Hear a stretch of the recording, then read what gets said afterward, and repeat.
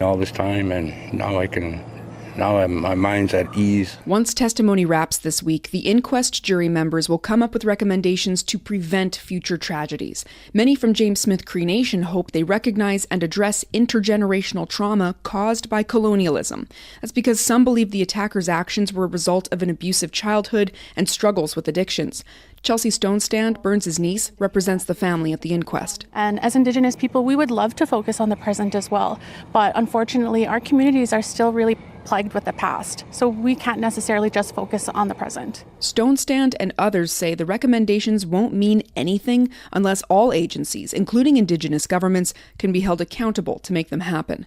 Sam Sampson, CBC News, Melfort, Saskatchewan. A Hong Kong judge is ordering the breakup of the world's most heavily indebted property developer.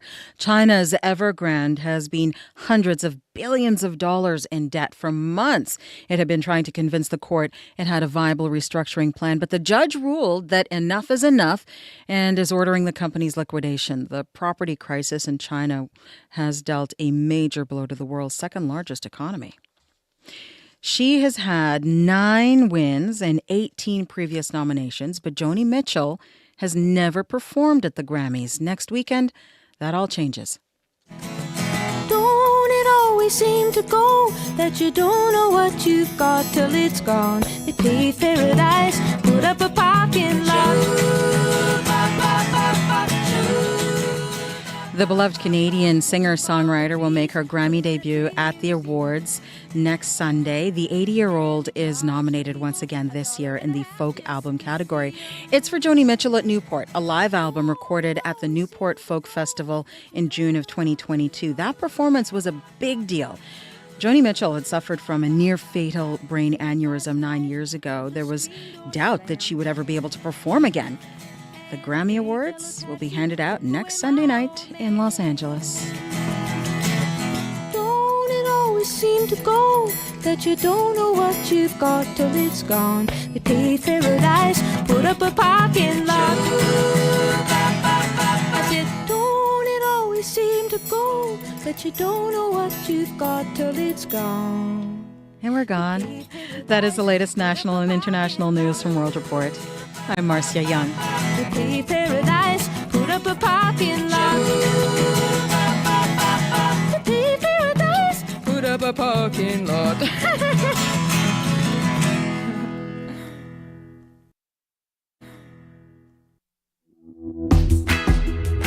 Magandang umaga, good morning Manitoba. Faith Fundal here in for Marcy Marcusa. This is Information Radio on CBC Radio 1. It is mostly cloudy, minus 5 degrees at the airport, minus 2 in the downtown. Still to come on the program, remembering a Winnipeg restaurant owner whose violent death sent shockwaves through the community. Also, what a treaty between Australia and Tuvalu could mean for future migrants. He's a Winnipeg teen who quickly became Canada's best shot putter in his age class, but his real strength is how he handles the stress of being the best. His story coming up here on Information Radio on CBC Radio 1, 89.3 FM, 990 AM, and everywhere on the CBC. 990 AM and everywhere on the CBC Listen app.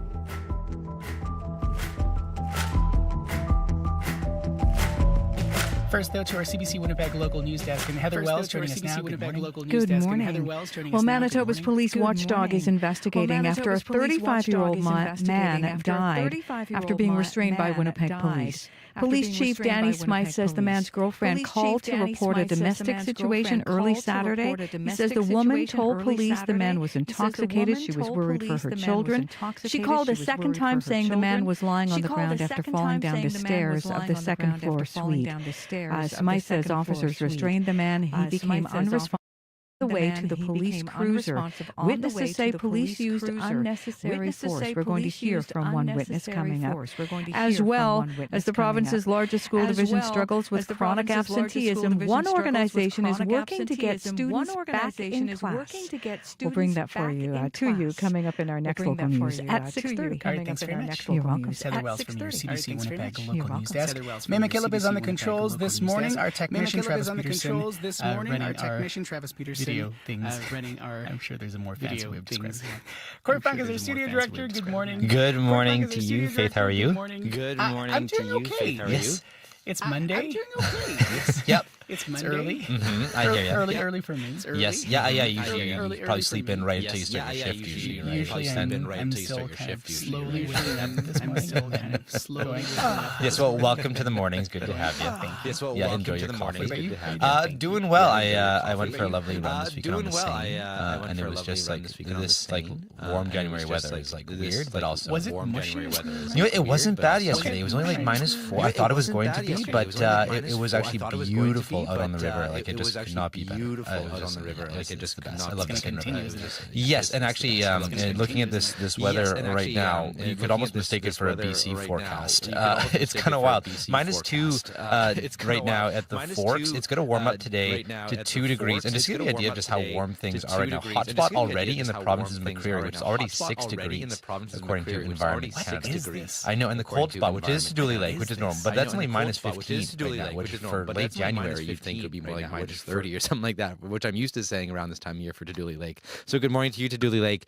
Let's look ahead to the forecast here in Winnipeg. I'll have a regional forecast for you later this hour. A mix of sun and cloud today, becoming cloudy near noon, and there's a 30% chance of either flurries or rain showers is what Environment Canada is calling for. So wear maybe a nice outer shell or something if you're heading out today, because you might get a little bit wet. There's some fog patches you might be seeing out there, so look out on your commute. There's going to be dissipate later this morning. Wind northwest 30, gusting to 50 is this morning. Like I said, we're heading for a high of +2. -3 overnight, we're dipping down, and then to high of 3 tomorrow and clear. And all the highs pretty much all week you could expect to be above 0 this week. So fairly warm and fairly sunny. Today's the only day in the forecast so far where we can expect a bit of precipitation. I'll have more for you later, but right now at the Forks we are at -2. Looking at the commute right now, fog patches, hearing a little bit about that. Curious to see what that means for folks on the highways. If you're out there walking, biking, driving, things seem to be running fairly smoothly so far. But if you see something going on, give me a call on that CBC commuter line, whether you're walking, biking, driving. Let me know. That number to call, 204-788-3093.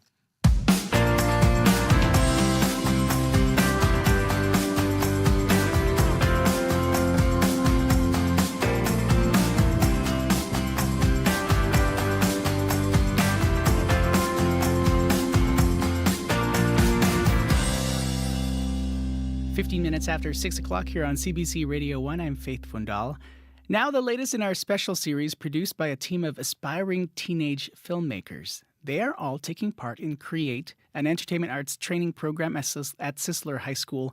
Today, students Tristan Legaspi, Ethan Langit, and Von Chung Nung share the story of Isaac Ano, a Winnipeg teen who is Canada's best shot putter in his age group, as well as how he handles the stress of being the best.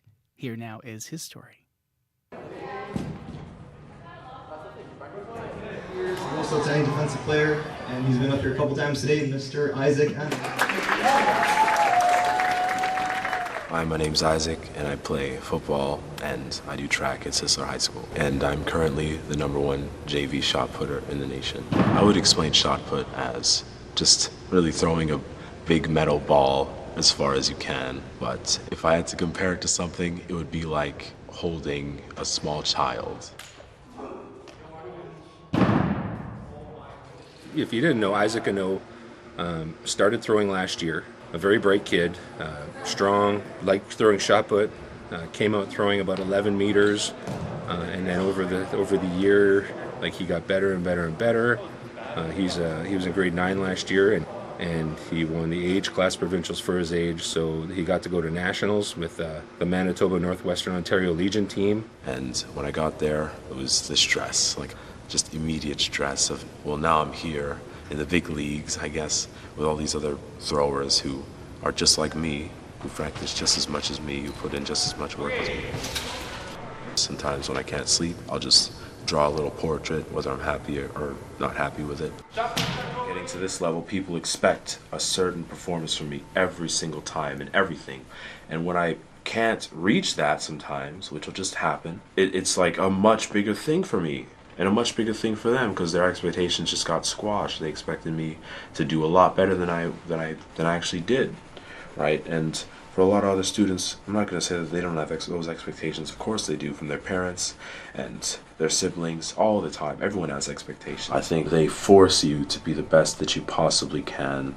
And even when you reach that peak, the best that you possibly can be, you always want to be more. That also drove me to make shot put count, because I really want to impress them. I want to impress myself, and I want to impress my parents. That's what was going through my mind. So I just went there thinking about wanting to bring the gold home for my mom and my dad, and wanting to show my coach that I have come a long way. And it just all came out with that throw.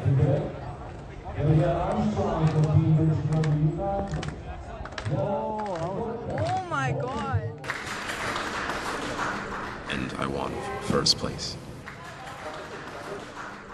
The voices of Isaac Ano, and before that, his Sisler High School coach Dale Barnick. The story produced by the Sisler Create students, Tristan Legaspi, Ethan Langit, and Von Changnang. You can read more on this story on our website at cbc.ca/Manitoba, or tune in to the CBC Winnipeg News at 6 tonight.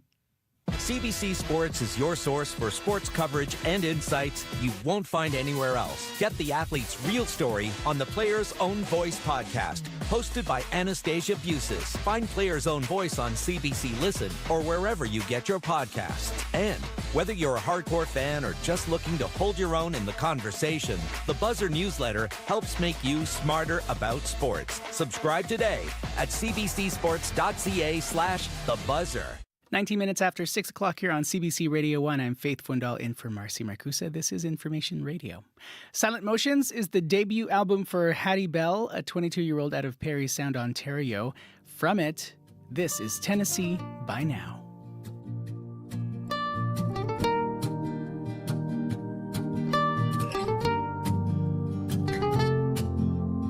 Burn any bridge now done. Danger to my own well-being. A waste of potential half soured.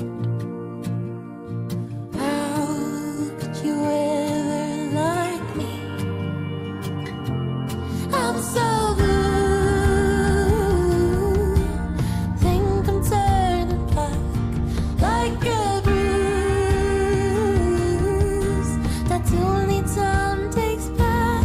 Why should I try? I'm dusk in the daylight. Don't know where I am from. I lost my smile, I gave it to someone. I've waited and I sleep by now, by the grace of my own ghost. But pretend I feel at home for now. See blue stones tied to my feet. The ones I left 'cause I felt guilty. I wonder what it feels like to die. And you'll be lonely when you're wisp in the morning light. I'm so blue.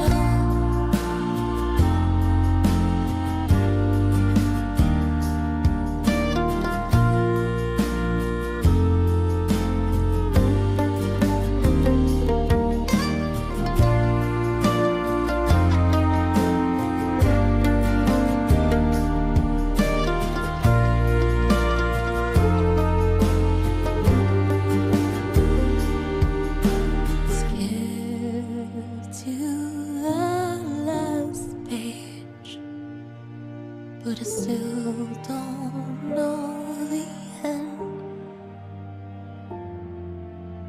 It's held there for me, but disappear like in a dream. Maybe this is the end.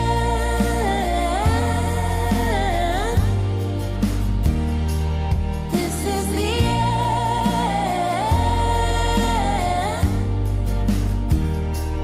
I'm so blue.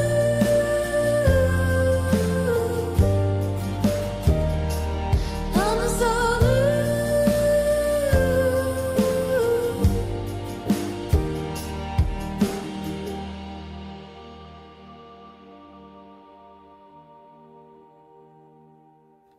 Out of Parry Sound, Ontario, that was Hattie Bell with Tennessee by Now. We're 23 minutes after 6 o'clock here on CBC Radio 1. Good Monday morning. I'm Faith Fundal in for Marcy Marcusa. The tiny nation of Tuvalu in the South Central Pacific is facing a big problem, an existential crisis, in fact. As sea levels rise, the island could cease to exist. But now at least the people have somewhere to go. Australia. And that is thanks to a treaty signed at the end of last year. Now, here to tell us more about it and what it could mean for the future of climate immigration is Yvonne Su, assistant professor at York University in the Department of Equity Studies, also an expert on climate-induced forced migration. Yvonne is in Toronto. Good morning. Good morning. Thanks for having me. Talk more about this deal between Australia and Tuvalu. What does it look like? Yeah, so it's the world's first agreement on climate mobility or climate migration. And under this treaty, Australia will grant permanent residence up to 280 Tuvaluans a year. In exchange, Tuvalu will not be entering any security or defense agreements with other countries without Australia's approval. And Australia will defend Tuvalu from foreign threats and provide assistance after disasters or pandemics. So it makes me think, are we forcing Tuvaluans or all other small island states to trade their sovereignty for survival? And when you look at the plight of the people of Tuvalu, I mean, how immediate is this problem? Is the island going to be submerged in the, I guess, quote unquote, near future? So it's predicted to be completely submerged by the end of the century. So we do have time, but I would argue that that's the problem, is that people think, well, we got 75 years, so why don't we deal with this in 70 years' time, right? But people are facing consequences now in terms of increased storm surges, king tides, and the islands are only about 5 meters above sea level. So these are quite consequential, these extreme weather events. And anything like planned relocation takes a very long time. It takes a lot of work for communities to discuss what they want, who wants to move, how they want to move. So it should be something we're talking about now and not in 70 years' time. What's your sense of what the conversation was like between Tuvalu and Australia before they reached this particular deal? What were both sides asking for, do you know? I think that it's largely a geopolitical move because China has been striking these deals with other island states. So I think when that was happening and more smaller states were going to be partnering with China, countries like Australia started to feel threatened and they wanted their own deals. And to be fair, the U.S., previous to China, was also dominant in that area, but it's losing to China. And as a result, Australia is trying to get in there and have their place. So while they are having 282 Tuvaluans get visas every year, I think the real story here is still one of defense. You talk about the moral obligation of countries like Canada. What's your view about what Canada ought to do when it comes to helping folks fleeing during a climate crisis? Yeah, I think we need to do a lot. And I think there is a significant amount of moral obligation because of the concept of climate justice. So many Canadians won't know, but we emit 15 metric tons of carbon per person. And that's the same for Australia, 15 metric tons. The Pacific Islanders, they emit 0.8 metric tons per person. So we emit 15 times almost more carbon a year than they do. Yet they are the people who are first and foremost going to be impacted by climate change and by sea level rise. And they're facing, again, something as serious as losing land and potentially their nation. So we have a huge obligation to accommodate them and to help them in whatever way we can. You talk about having a global governance framework that's required. What might that look like? I think that involves countries coming together, stakeholders coming together from these various countries impacted, and talking about timelines, making plans and milestones to reach so that we can be proactive, we can have these discussions, and that there are countries who are going to be in agreement of how we want this to unfold, because treaties are only one way that this can take place. There's also other mechanisms, especially ones that might protect their sovereignty and their maritime boundaries. So perhaps there might be ideas of merging several nations together to become one, and then therefore sharing those national rights, but not losing them completely. Or leasing land in another country, but then they own that land, and again, they can claim rights and sovereignty in that land.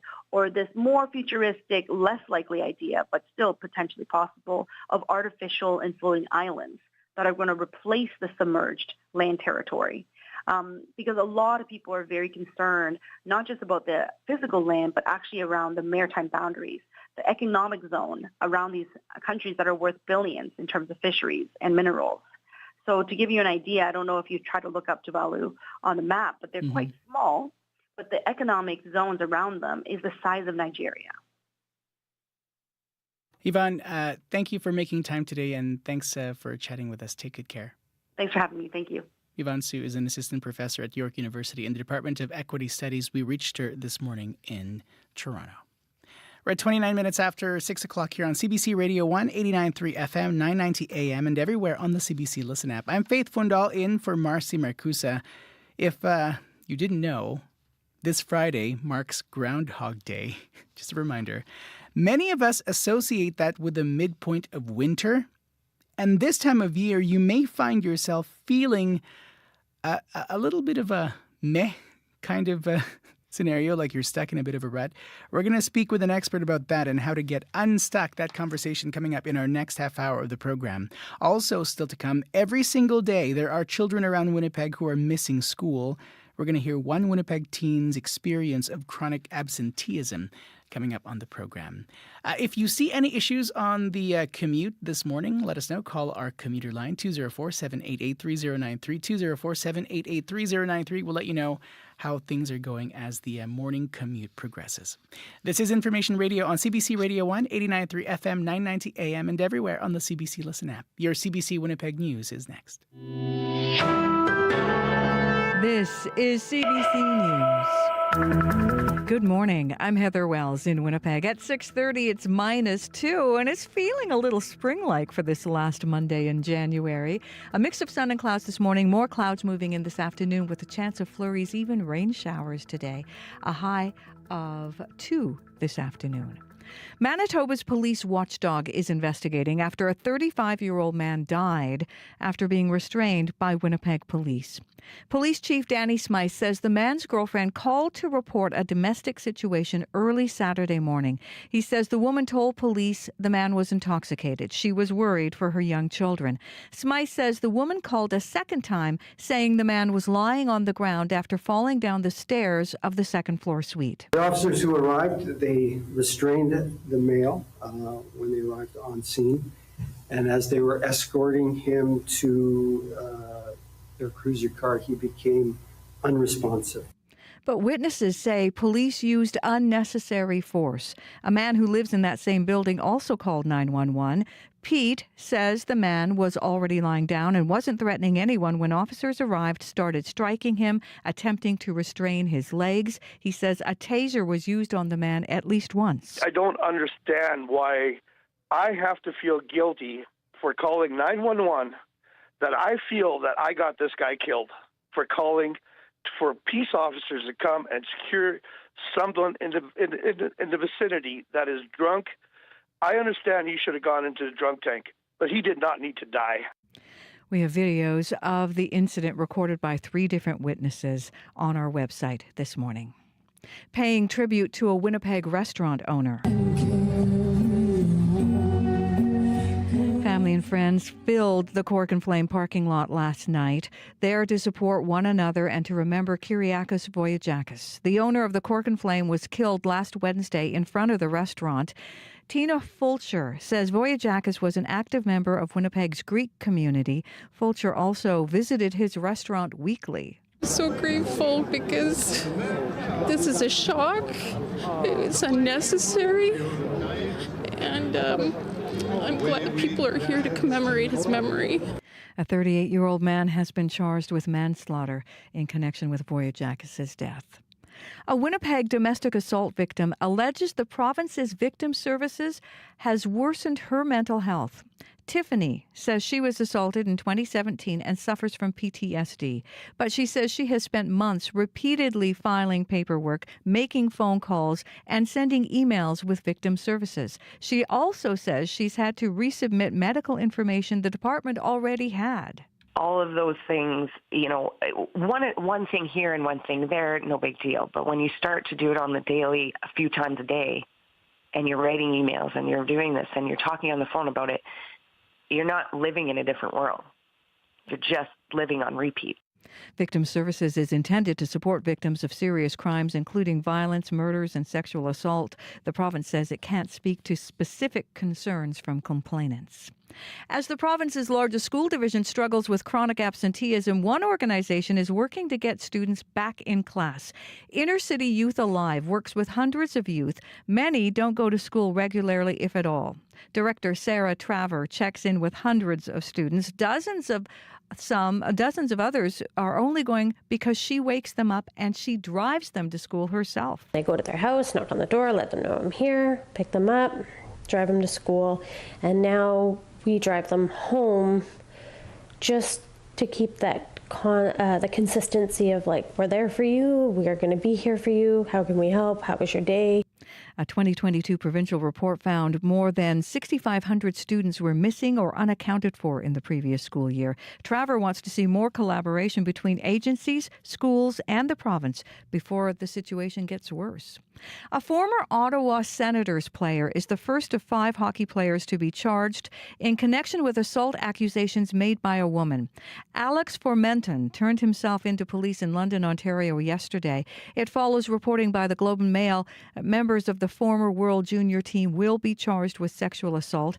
You can hear more on this story as well as other national and international news on World Report at 7. Well, this year's Super Bowl pairing has been set. And there it is. The 49ers are going to the Super Bowl. San Francisco advancing to the NFL championship game with their win last night over Detroit. Earlier, Kansas City punched their ticket by defeating Baltimore. So it's the 49ers and Kansas City headed to this year's big game, and that is set for February 11th in Las Vegas. You can find more news updated throughout the day. Just head to cbc.ca/Manitoba. All right, thanks very much. You're welcome. It's Heather Wells from your CBC Winnipeg local news desk. We're at 35 minutes after 6 o'clock here on CBC Radio 1. I'm Faith Fundal in for Marcy Marcusa. Magandang umaga. Good morning, Manitoba. That was Heather Wells from your CBC Winnipeg local news desk. Travis Peterson on our video controls here, our producer here. May McKillop on the radio controls, audio controls. Corey Funk is our studio director. Good morning. Good morning. I'm awake, so there you go. That's all we really ask. This I'm awake. My mouth is mostly awake, and I think my brain is awake. Yep. Yeah, it sounds pretty awake to me. Yep. Yeah, let's take a look at some of your weather going on this morning around the province. I'll start here in Winnipeg. -2 right now, heading for a high of 2 degrees. There is a weird chance today. It's weird because it's the end of January of flurries, but also showers. About 30% chance. It feels just like home for you, I'm guessing, BC. I mean, it's not home for you anymore, but I still... You're BC at heart still. Reminds me of BC, yeah. Yeah. Definitely. But there's a couple other things. Let's look around the province. A little bit nicer, actually, conditions elsewhere. Brandon, good morning to you. -2, heading for a high of 3 degrees today. Sunny weather for you ahead. Dauphin, 0 right now, heading for a high of 4. Also sunny for you. Gimli, -7, a little colder, heading for a high of 2. There's a chance you're going to see some of those flurries and showers today, so maybe have a raincoat maybe at the ready. Thompson, -8, 8 heading for a high of -3. Some light snow and ice pellets coming your way. And Churchill, -14 heading for a high of -12 with a chance of light snow today. Cold spot to Dooley Lake right now, -14. Hot spot, tropical McCreary at 6 degrees right now. Turning to your traffic, been pretty quiet out there on the road so far. Haven't heard anything on the commuter line. There is some chance of fog in some spots around the city, so do be careful. That should dissipate later this morning. If you see anything going out there on the roads, highways, bike lanes, sidewalks, give me a call and I will let folks know what you're seeing out there. That number to call, 204-788-3093. All right, thanks very much. Thank you. Corey Funker, studio director here. Over to our CBC National Business Desk, and Phil DeMont joining us at 22 minutes before 7. Hello. Hi, Faith. Experts watching oil closely after the latest escalation in the Middle East region. Are we facing a bout of soaring crude prices? I don't think so. That's because raw oil really hasn't jumped all that much despite all the ongoing fighting in that region. The latest escalation is the death of those 3 U.S. soldiers after a drone hit an outpost in Jordan near the Syrian border, led to fears of U.S. retaliation in the region and an escalation. So you'd expect prices to move. But West Texas Intermediate and Brent crude prices were down at the start of the day. They've recovered a bit, but they're not moving a ton. In fact, WTI is down 5% since October when fighting broke out in Israel and the Gaza. To be fair, crude is up about 13% since mid-December, but that rally appears to be stalling out about the $78 range. So basically, it's not moving a ton, Faith. The bigger threat to the economies than oil in the Red Sea region is the supply chain problems. Same issues that plague the world economy as countries emerge from the pandemic a couple of years ago. Tesla, Volvo, Suzuki have all had idle plants in Europe this month. They couldn't get enough parts. Marks & Spencer says it might have to delay its spring fashion rollout because it had trouble getting product from its China suppliers. Experts say all the supply chain turmoil could boost goods inflation by 2%.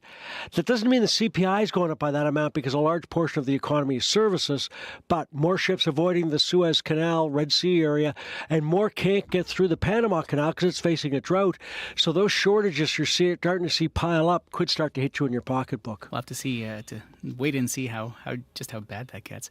Let's talk about TD Bank. Apparently, it might not be tracking suspicious financial transactions closely enough for Ottawa. What might be the result? Could be the result.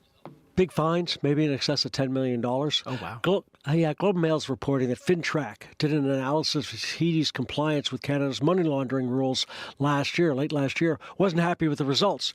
FinTrack's the government agency tasked with making sure that Canadian financial institutions track and report suspicious money movements, terrorists, drug cartels, that kind of stuff. So far, we're not doing a very good job identifying the bad guys.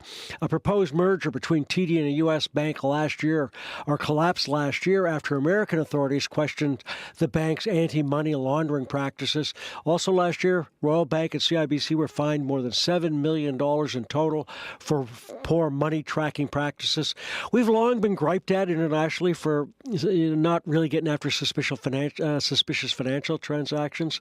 But it's not just banking where we have a black eye for business. Past few years, executives at Bombardier and SNC-Lavalin were accused of bribing government officials in different countries.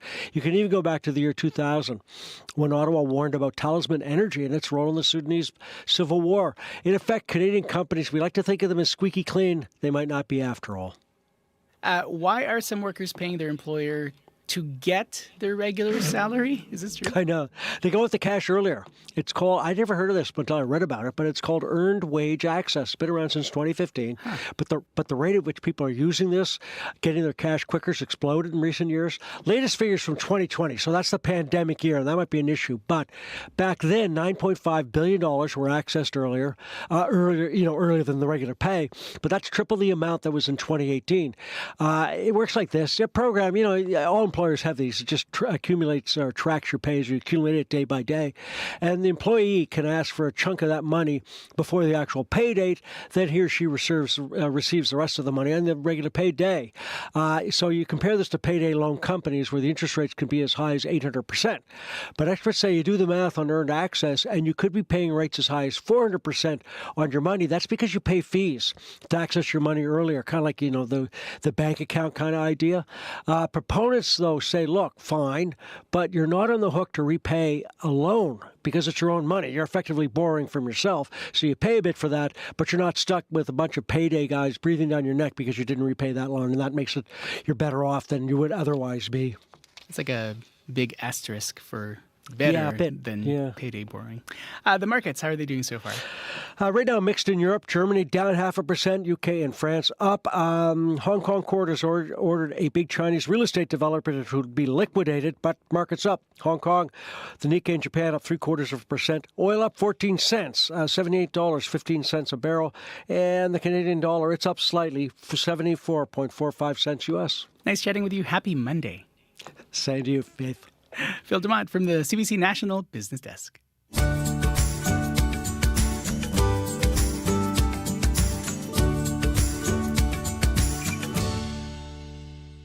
"42 minutes after 6 o'clock here on CBC Radio 1. I'm Faith Fundal. And up next, remembering a Winnipeg restaurant owner who died. I chose 2 special songs with Kyriakos in mind and in the community in mind. That Arizona sun. Hold on a second. All right.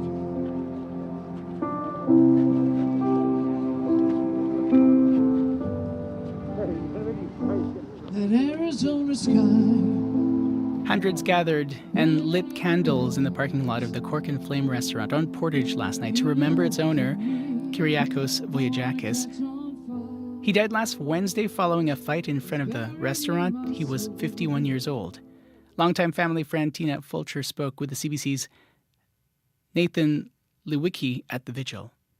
We go back to my childhood, and we were here every week. It was like a restaurant for friends, where friends gather. He's a kind and loving man. He gave to everybody always. What will you remember most about him, or some things you will just remember of him? His smile, his gratitude, his generosity, his kindness. He's human. He had a golden heart. So you mentioned you've known him for a long time, since childhood. Did you go to elementary school together? With his oldest brother, yeah. So he was one of the younger brothers of 4. What is it like to see all this support from the community? I'm so grateful because this is a shock. It's unnecessary. And I'm glad people are here to commemorate his memory. What more can be done, or what can be done in the wake of his death that can help prevent these instances from happening again? I can't answer that. I'm just very angry and saddened and just not sure why. At Christmas time, he gave over 300 baskets on a food drive for needy families in the community and in Manitoba. In our community, he gives all the time for fundraisers. He's just a generous man. So I don't know. He once told me there was a dine and dash in here, and he said, you know what, I wasn't running after them. If they needed the food more than I need the money. So he didn't make a claim for it. He just accepted what people were needing. Tina Fulcher, childhood friend of Kyriakos Voyajakis. A 38-year-old man has been charged in connection with his death. Curtis Ross Dilabozic is charged with manslaughter and remains in custody. More on this story on our website, cbc.ca/Manitoba. Whether it's breaking news from around the world, across the country, or in your own hometown, it's all at your fingertips on the CBC News app. Get the top stories from where you live under the local tab, or watch video clips, live events, and the national on your smartphone or tablet. Get all the news you want, when you want it, where you want it, with the CBC News app. Download the app for free today. 14 minutes before 7 o'clock here on CBC Radio 1. I'm Faith Fundal in for Marcy Marcusa. Still to come this half hour, if you feel like you're going through the motions, we're going to hear about how to get unstuck when you're in a personal rut. That's in our this half hour of the program. First, though, Winnipeg husband-wife duo Burnstick has a new song. Take a listen. This one's called Closer.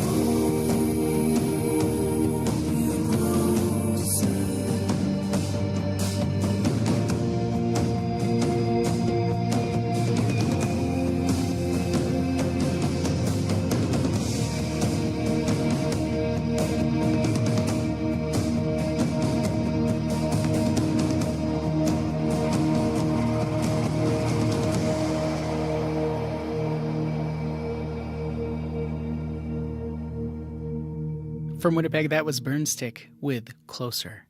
We're 10 minutes before 7 o'clock here on CBC Radio 1. Magandang umaga. Good morning, Manitoba. We are expecting for today in Winnipeg a mix of sun and cloud, but by noon expecting cloudy conditions with a slight chance of flurries or rain showers. As the day progresses, we'll see some of that fog dissipating as the morning progresses as well. A high of 2 degrees expected by Environment Canada. It is -2 right now in downtown Winnipeg. Still to come in our next half hour of the program, every single day there are children around Winnipeg who are missing school. We're going to hear one Winnipeg teen's experience of chronic absenteeism in our next half hour of the program here on Information Radio on CBC Radio 1, 89.3 FM, 990 AM, and everywhere on the CBC Listen app. Also coming up during our 7 o'clock half hour of the program, what would happen if every single Filipino person in the world suddenly vanished? There is a new play at Prairie Theatre Exchange that answers that very question. We're going to speak with the co-writer, co-director, and solo performer of the Winnipeg-based world premiere that happens at Prairie Theatre Exchange. That's coming up in our next hour of the program. Uncover from CBC Podcasts is your source for exceptional storytelling and groundbreaking journalism. Unveil the shocking secrets of one of Canada's most prolific fashion moguls. Dissect the events that led to the city of Philadelphia dropping a bomb on a family of American citizens. And dive into the unsolved murders of 2 Canadian billionaires. The very best in award-winning true crime. Uncover, available now on CBC Listen or wherever you get your podcasts. You're listening to Information Radio on CBC Radio 1, 89.3 FM, 990 AM, and everywhere on the CBC Listen app. I'm Faith Fundal in for Marcy Marcusa. Now, stress is a part of most people's day-to-day lives, but mindfulness could be the key to managing the changing tides, and science agrees. It requires being more aware of each moment and being fully engaged in what is happening right now. Andra Smith launched a course about the neural mechanics of being mindful, or at least the neuromechanics being mindfulness. She's a professor in the School of Psychology at the University of Ottawa, also the author of a new book called Who Knew? Neuroscience and Mindfulness Take on Stress in the Real World and Win. Basically, I think mindfulness is training our brains. It's actually enhancing our attention. And so there really is a basis in our brain for why and how mindfulness works. And so I've done studies with MRI, functional MRI, that shows that mindfulness can actually change the attention networks in our brain. They can sort of take our brain out of our stress response and help us to pay attention to what's going on in the moment and lead to more awareness of the good stuff out there. When I started the course, I really didn't know what it was going to turn out as. That's why the book is called Who Knew? Because I really didn't know if the students would take it on and actually do it. But they did. They loved it. They needed it so badly because they were so stressed. I started it during COVID, and so there was so much stress at that time, so much isolation. And so how it evolved was that I presented a practice. Then I taught them about the theory and why the practice worked. So why do we breathe in and then exhale for longer? Well, we do that because that activates sort of the brakes of our nervous system and helps to calm us down faster. And so once they knew why they were doing an exercise, they were much more willing to do it. And they did the homework that I gave them and they liked it. So that was really exciting. The self-compassion was a really big thing. These students and everybody that I meet are so hard on themselves. You know, we've got this go, go, go. I'm not enough. I need to do more. And so just stopping and saying, hey, how would you talk to a friend who was going through this same situation? How about you talk to yourself that way with compassion, with kindness, and not be so hard on yourself? That was a real eye-opener for a lot of the students that really helped them. I personally was quite skeptical at the beginning of this whole mindfulness journey of mine. I thought it was kind of hokey, honestly. But there's a lot of misperceptions. So it's not about sitting for 30 minutes and meditating. It's not about clearing your thoughts. It's not about that at all. It's about being with what's happening in the moment. It's about paying attention when you're reading your textbook and not thinking about having to put supper on the table. It's not thinking about the fight you just had. It's about doing what it is you're doing when you're doing it. And that has a real physiological effect. And I think the skeptics really, if they understood sort of getting out of our stress response, not being a puppet to our nervous system, but actually being aware of what's happening in our stress response and being able to consciously control our cognition, I think there'd be a lot more buy-in. Andrew Smith, professor in the School of Psychology at the University of Ottawa. Have you gone through your own mindfulness journey? Did you think it was hokey and realize that it was actually useful for you? Let us know. Call our listener line 204-788-3205, 204-788-3205, and we'd love to share your thoughts. Of course, you can also email us on the program. We're at 3 minutes before the top of the hour. Let's head over to our CBC Winnipeg local news desk. Heather Wells joining us now. Good morning. Good morning. Well, witnesses believe police used too much force while trying to restrain a man over the weekend. The 35-year-old man has since died. It happened Saturday just after midnight. Police Chief Danny Smythe says officers were called to a Crestview apartment by the man's girlfriend, who says he was intoxicated. We'll tell you what happened next, coming up at 7:30 as well. As the province's largest school division struggles with chronic absenteeism, one organization is working to get students back in class. Our next local news coming up at 7:30. All right, thanks very much. You're welcome. Heather Wells from your CBC Winnipeg local news desk. I am Faith Fundal here on Information Radio on CBC Radio 1 in for Marcy Marcusa on this Monday morning. Let us know as you go through your commute how things are going. We haven't heard of any big closures or delays so far, but that may change as the day progresses. 204-788-3093 is the commuter line, 204-788-3093. Still to come on the program, we're going to hear about a new play about the impact Filipinos have in making the world go around. That's coming up in our next half hour of the program. Stay tuned for that. We're also going to hear more in our last hour of the program. I'll look at death through an environmentally friendly lens. Didn't know that was a thing that people have been considering. We'll learn more about the growing movement of natural burials. And there's more to that than just that. Stay tuned for that. We'll give you a full look at your weather forecast as well. It is -2 at the Forks for this hour, expecting a high of 2 degrees. Stay tuned. World Report is standing by.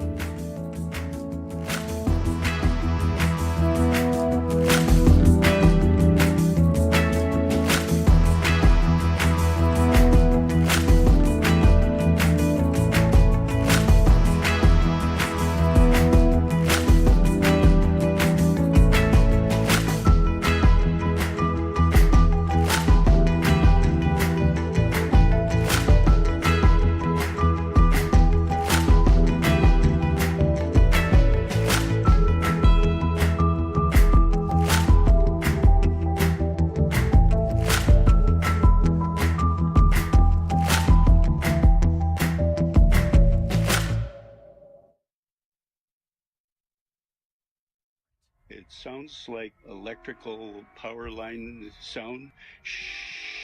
A ringing in your ears doesn't seem like a huge deal until you realize that it can keep you from living your normal life and have big health impacts. New treatments for tinnitus work on changing your brain to get your life back, coming up on The Current. The Current with Matt Galloway. This morning at 8:37, 9:07 in Newfoundland, and on the CBC Listen app. This is World Report. Good morning, I'm Marcia Young. Members of Parliament are heading back to work today after their winter break as business in the House of Commons resumes. A public inquiry also begins in Ottawa. It's looking into foreign interference in Canada's last two federal elections. For years, security agencies have warned about interference by foreign states, including China, Russia, and India. Today begins the process of determining how public this inquiry should be. The CBC's Janice McGregor is in Ottawa and joins me now. Janice, what are we expecting during this first week of witness testimony? Marcia, Commissioner Marie-Josée Augue has said one of the biggest challenges her inquiry is going to face is how to handle the disclosure of classified national security information. Indeed, part of the reason former Rapporteur David Johnston didn't recommend an inquiry was this need to keep secrets secret and protect intelligence sources. So this inquiry is going to spend a week first wrestling with this issue before it starts hearing testimony on the actual election interference attempts later in March. Augue herself has until December to finish her final report on this. But with a by-election called just yesterday in the now vacant Ontario seat of Durham, the government needs to maintain public confidence in the integrity of Canada's elections process in the meantime. Last week, Public Safety Minister Dominic LeBlanc released a new guidebook for civil servants on countering disinformation. Jody Thomas, who up until last Friday was serving as the Prime Minister's National Security Advisor, said in an exit interview with Rosemary Barton Live yesterday that she's confident officials are on top of foreign threats. I think the attempts are there, and I think that the attempts are pretty consistent, but I think that we're pretty good with what's being tried at finding it. And I don't think I know it has had no influence on any individual riding. But not everyone involved in this inquiry is happy about how the commissioner has set this up. No. In a new letter, the lawyer for the Conservative Party of Canada is now threatening to not even attend these hearings, writing that after all the party did to demand a public inquiry in the first place, it continues to have, quote, serious concerns about the commissioner's decision not to give this party full standing, which would have allowed Conservatives to question witnesses and see documents that won't be released to the public. Augue, however, has said she doesn't want this inquiry to become a platform for what she called partisan talking points, grandstanding or scorekeeping. And so she gave the Conservative Party only intervener status. The Government of Canada, though, is a full participant. The Liberal Party, per se, is not. Thank you, Janice. You're welcome. The CBC's Janice McGregor in Ottawa. U.S. President Joe Biden has vowed to retaliate for a fatal attack on its forces in Jordan. 3 U.S. soldiers were killed in a drone strike over the weekend. Dozens more have been wounded. Now the question is what a response from the White House will look like. As CBC's Katie Simpson reports, this could mark an escalation of hostilities in the Middle East. U.S. casualties was always seen as a red line. The killing of 3 U.S. soldiers in an unmanned drone attack at a small military base in Jordan could become a tipping point in the Middle East conflict, according to Laura James, a senior analyst at Oxford Analytica.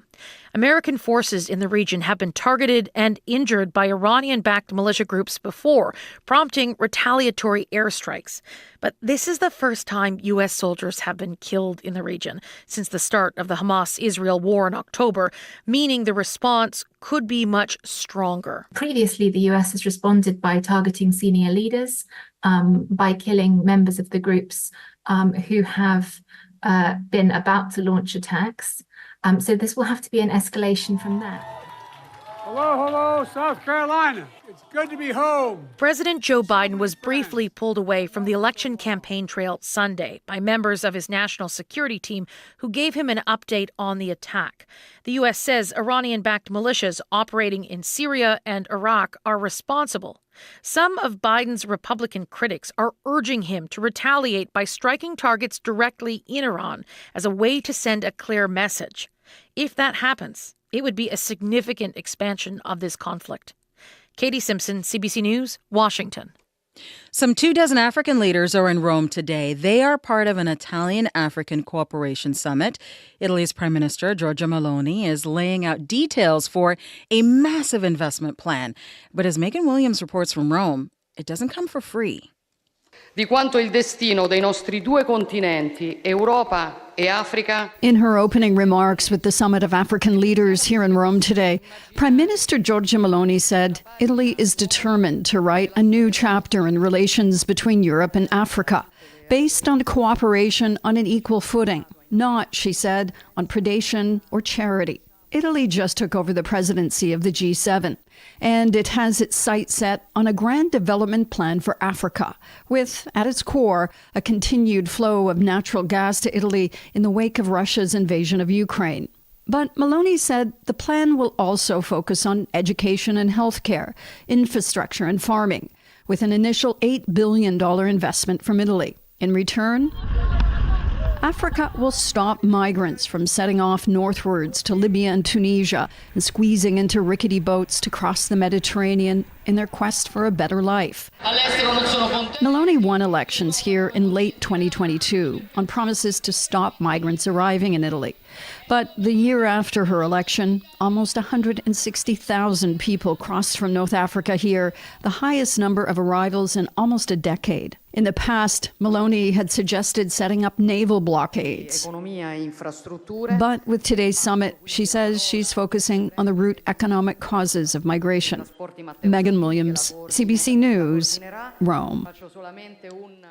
A Hong Kong judge is ordering the breakup of the world's most heavily indebted property developer. China's Evergrande has been hundreds of billions of dollars in debt for months. It had been trying to convince the court it had a viable restructuring plan. But the judge ruled that enough is enough, and she ordered the company's liquidation. The property crisis in China has dealt a major blow to the world's second largest economy. This next story may have you looking more closely at your license plates. A CBC News investigation has revealed that replica plates are being used to evade tolls, cameras, and police. Many of the so-called novelty license plates are duplicates, and innocent drivers are being forced to fight the charges. Sarah McMillan has the details.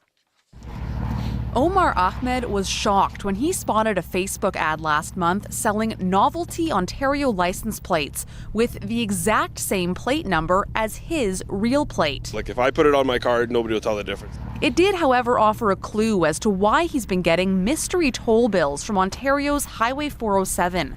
In the past 6 months, he's received 4 bills totaling more than $350, all for trips he says he never took. And Ahmed isn't alone. There are many websites offering custom novelty plates for any province that look just like the real thing. You can even copy a real registered license plate. Sergeant Carrie Schmidt is with the Ontario Provincial Police's Highway Safety Division. We have seen some very well disguised fake license plates out there that wouldn't ordinarily catch the eye of an officer. Buying and selling novelty plates is legal in Ontario. It's only an offense to put one on a vehicle. The penalty if you're caught, a $140 fine under the province's Highway Traffic Act. Lawyer and consumer rights expert Daniel Chai worries fake plates could be used for other, more serious crimes. This is probably a symptom of a much bigger criminal problem. So there needs to be action. Ontario's Ministry of Transportation did not directly answer our questions about why it's legal to buy and sell novelty plates, or what, if anything, is being done to address this issue. Sarah McMillan, CBC News, Toronto. Joni Mitchell will make her Grammy debut at next Sunday's awards show. Help me, I think I'm falling in love again. When I get that crazy feeling. Believe it or not, the Canadian singer-songwriter has never performed at the Grammys before, even though she's won 9 awards, 18 previous nominations, and received the Lifetime Achievement recognition. The 80-year-old is up for another award this year for Best Folk Album. It's for Joni Mitchell at Newport, a live album recorded at the Newport Folk Festival in June 2022. That performance was a triumphant return for Joni Mitchell. She had suffered a brain aneurysm 9 years ago, and many people were unsure if she'd ever be able to perform live again. Help me, I think I'm falling in love too fast. Love that song, and that is the latest national and international news from World Report. I'm Marcia Young. Hot places come down to smoke and ash.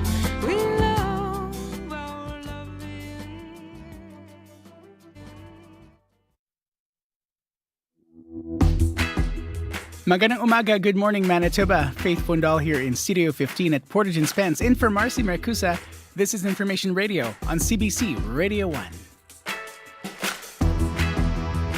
Don't worry, I was also surprised that she'd never performed at the Grammys.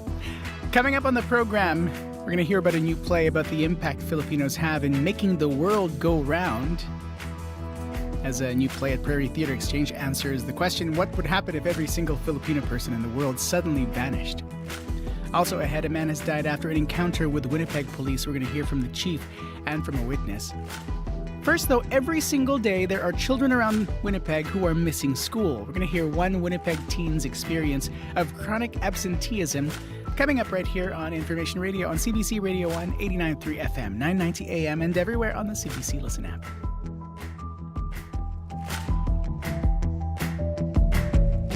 -1 at the Forks, expecting a high of 2 degrees. We'll get a full look at your weather forecast coming up. First, though, to your CBC Winnipeg local news desk, and Heather Wells joining us now. Good morning. Good morning.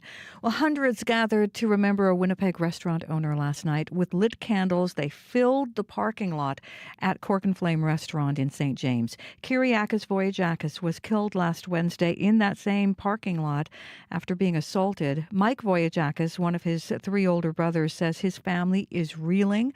A 38-year-old man has been charged. And a Winnipeg domestic assault victim alleges the province's victim services has worsened her mental health. We'll hear that story coming up in our next news at 7:30. All right, thanks very much. You're welcome. It's Heather Wells from your CBC Winnipeg local news desk. May McKillop is on the controls. Travis Peterson, our video producer. Corey Funk, our studio director today. Good morning. Good morning. You might need your raincoat this morning. No. Faith. I know. It's very strange. Ugh. It's a 30% chance you might need your raincoat this morning. -1 right now at the Forks, heading for a high of 2 degrees. Mix of sun and cloud. Now, here's where the whole raincoat thing comes in. It's going to become cloudy near noon. And then that's when there's about a 30% chance of either flurries or rain showers. So wear like a raincoat over a poofy jacket kind of thing. I think that's kind of the approach. Fog patches also you might expect this morning. So look out if you are hitting the commute. Also wind for all you cyclists out there, northwest 30, gusting to 50 early this morning. So look out if you are hitting those bike lanes this morning. You might get a little bit of wind in the face. Heading for a high of -2 today. I'll have a closer look at your high of 2 degrees. Sorry, not -2. I'm just used to -2 because it's January, but it's a high of above 2 degrees. Just to give you an idea of how warm it is. This has just kind of been a fun thing I keep an eye on. Cold spot right now, Tuduli Lake, -14 only. Not too bad for Tuduli Lake.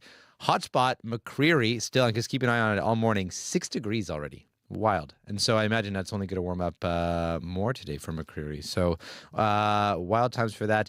Looking at the traffic right now, been very quiet out there on the commute so far. Haven't heard anything on the commuter line. Let's hope it stays that way. But if it doesn't, if something changes, give me a call on that CBC commuter line. That number 204-788-3093.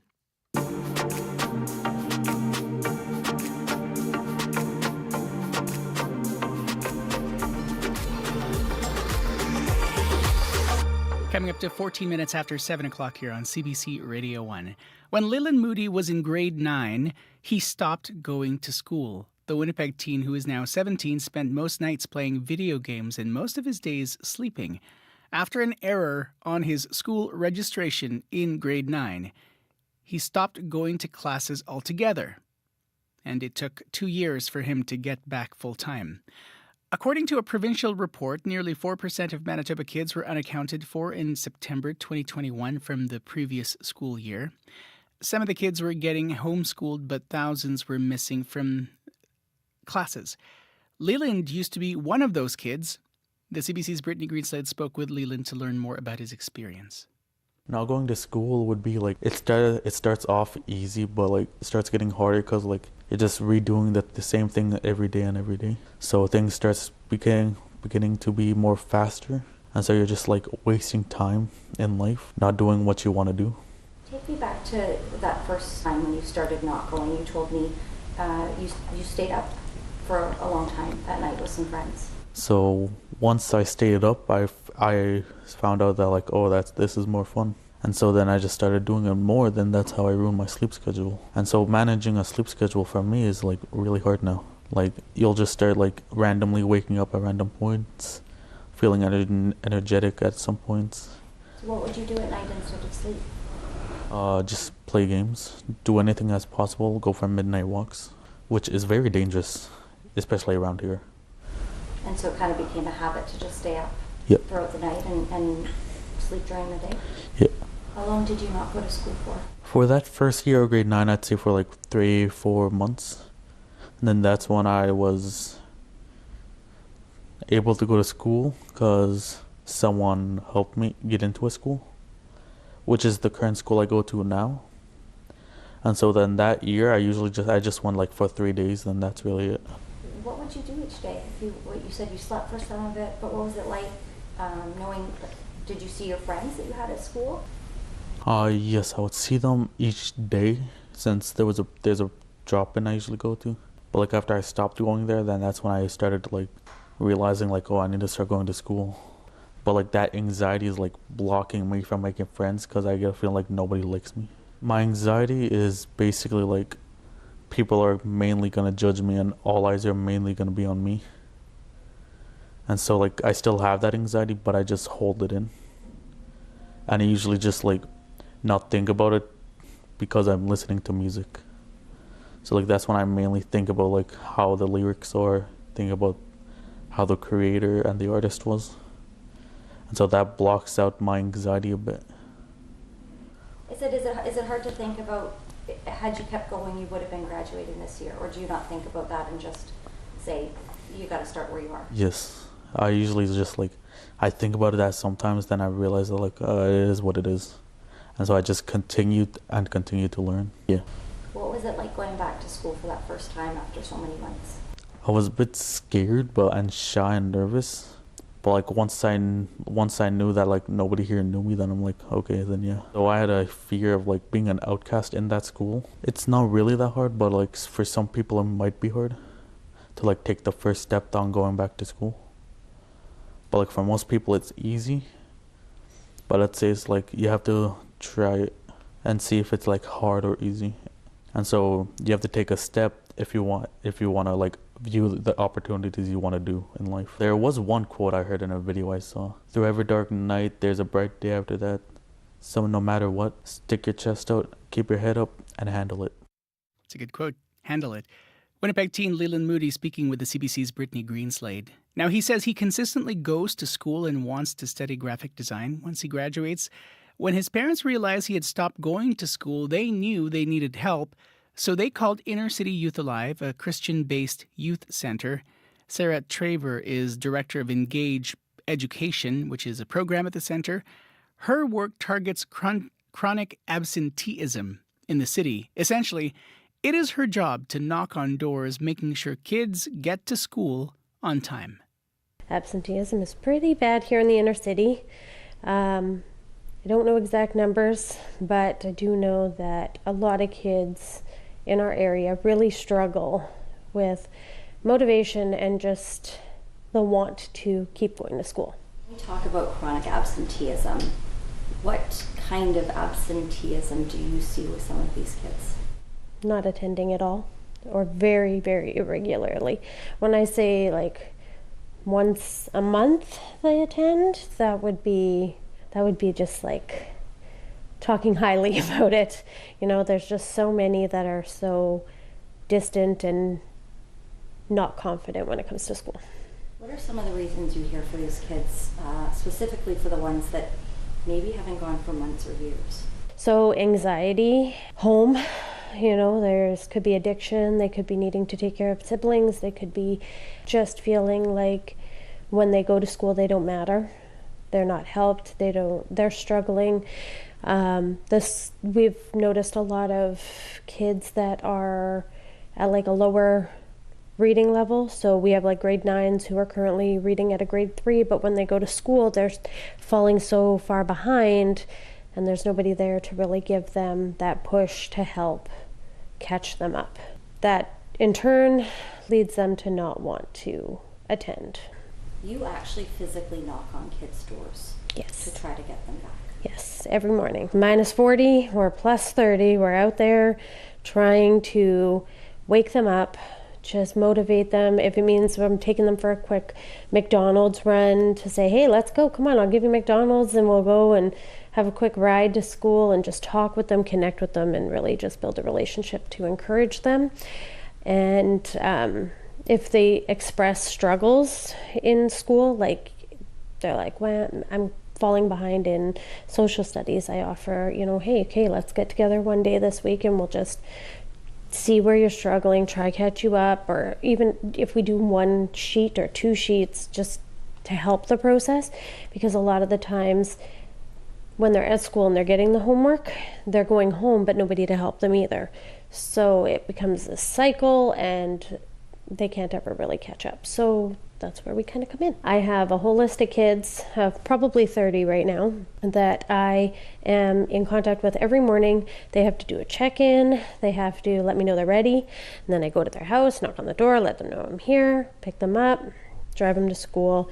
And now we drive them home just to keep that the consistency of like, we're there for you, we are going to be here for you, how can we help, how was your day, all that kind of stuff. So some days I'm picking up 6 to 8 kids, and some days I've got 15 to 20 kids. So it just, every day it's different, and there's no real knowing how that day is going to be until that morning. So we also have a list of kids that aren't in school at all, so we work on that in the afternoons, trying to build that relationship and encouragement to get back into school. Sometimes it just comes down to they have to work. They have to take care of themselves or something at home, and they just can't get away. It's heartbreaking.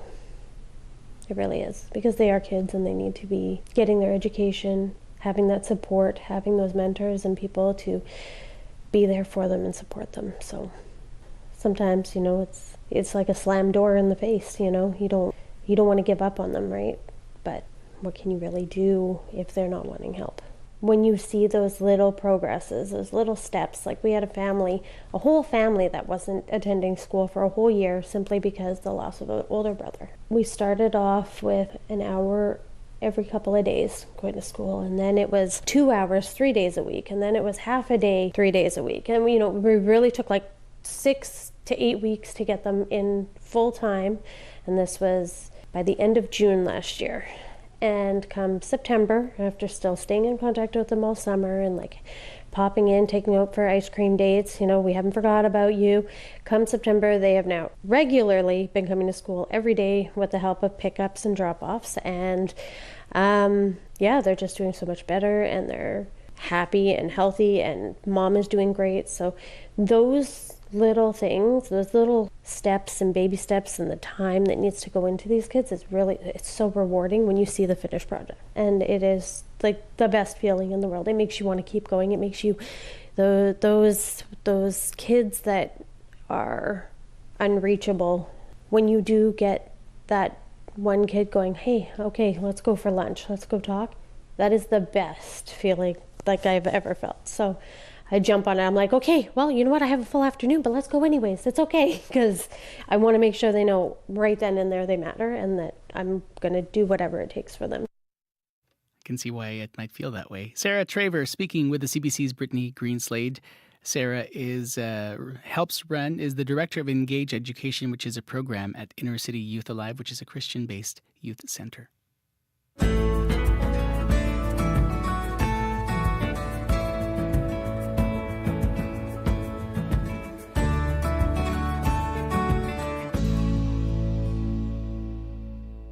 24 minutes after 7 o'clock here on CBC Radio 1, 89.3 FM, 990 AM, and everywhere on the CBC Listen app. Magandang umaga, good morning Manitoba. Faith Fundal in for Marcy Marcusa. Winnipeg artist Roman Clark is playing this Thursday, celebrating the release of his EP, I Always Liked You. From it, here's Since You Don't Know Me.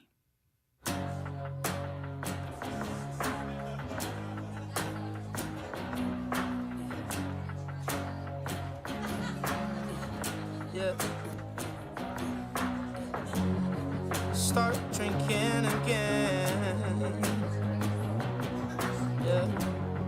Start wishing the best to all of my lovers at once. Let them down easy and run. Start coming around.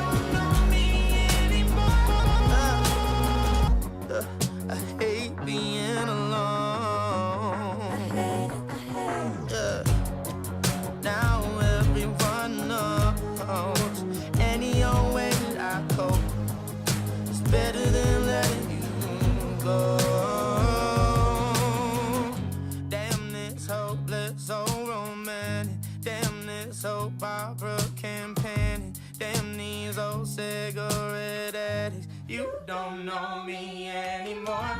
Just another stupid habit. Nothing goes away. It's Roman Clark with You Don't Know Me.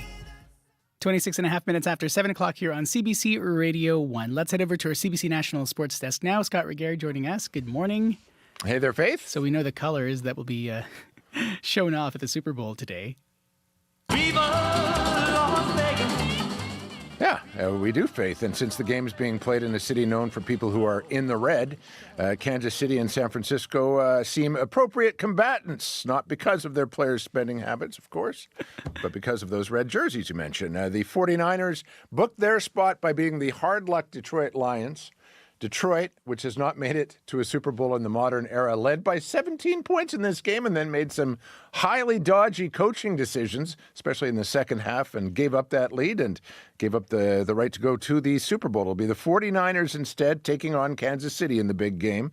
Kansas City upset Baltimore yesterday, Faith, led by tight end Travis Kelce, who many of our listeners know best as Taylor Swift's significant other. Mm-hmm. They were they caught smooching after the game? They may have been playing up to the cameras, enjoying their love. After they were the game. celebrating. Thank you. So will they do more celebrating after the Super Bowl, Faith? That is a question many want to know, I suppose. There's an issue here, a conflict. Taylor Swift has a concert in Japan, February 10th. Less than 24 hours before the big game. Something's got to give. We'll know whether she really loves Travis Kelce if she's there for the Super Bowl. That's how I read into this. Might be a private jet involved of some sort. She has the means. Yeah, she sure does. Pretty big weekend in curling as well.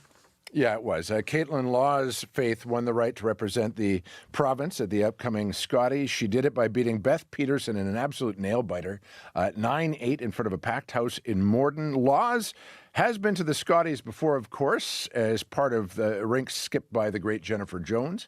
But this is the first time Caitlin will skip the province at the Nationals. This year's Scottie is going to have a pretty strong Manitoban feel with Gimli's Carrie Anderson, a four-time national champion back, as well as the aforementioned Jennifer Jones, who will be involved on the basis of her rankings last year. Elsewhere, Krista McCarville, Faith, will lead Northern Ontario into the Scotties for an 11th time. McCarville won her playdowns after making the 11-hour drive from her home in Thunder Bay to Manitoulin Island. Last night, Faith, McCarville was intent on getting back home in time to teach her 6th grade class. We talked about if we play the final at 1:30, we get home at 4 or 5 in the morning, I'm going to school. There's no ifs, ands, or buts. I'm taking a lot of time off for the Scotties, so I'm going into work no matter what. The best thing is I am going snowshoeing with my class. So, it's pretty awesome. How relatable is that? That's somebody dedicated to her job and to her sport, Krista McCarville. And you see how I've bookended things with very relatable people, starting with Travis Kelce and Taylor Swift. I get it. I get it. Thank you. You're welcome. That's Scott Reguer from your CBC National Sports Desk. And it makes sense, of course. People love curling just that much. I'm Faith Fundal here on Information Radio on CBC Radio 1. Lots to come in our next half hour after your CBC Winnipeg News. This is CBC News. Good morning. I'm Heather Wells in Winnipeg. At 7:30, we are kissing the freezing mark. It's -1 in downtown Winnipeg. We could even see showers this afternoon. Just a chance. But for now, we're at -1. We're headed to a high today of 2. Witnesses believe police used too much force while trying to restrain a man over the weekend. The 35-year-old man has since died. It happened Saturday just after midnight. Police Chief Danny Smythe says officers were called to a Crestview apartment by the man's girlfriend who said he was intoxicated. She was worried about her toddler and her 2 infants that were in the suite at the time. There was a lot of yelling, a lot of commotion in the background, and reports of windows being smashed. Chief Smythe says the woman went to another person's suite and called again to say her boyfriend had fallen down the stairs from the second floor and was lying in the snow. A man named Pete, who lives in that suite, says he also called police. He says when officers arrived, the man was already on his back when police began striking him. They just kept beating him. They just kept beating him. They wouldn't stop. He actually, at one point, reached out his hand, and he says, "Please stop. Please stop." Chief Smythe says officers handcuffed the man to restrain him, and he became unresponsive as he was escorted to the cruiser car. He was taken to hospital where he died later that day.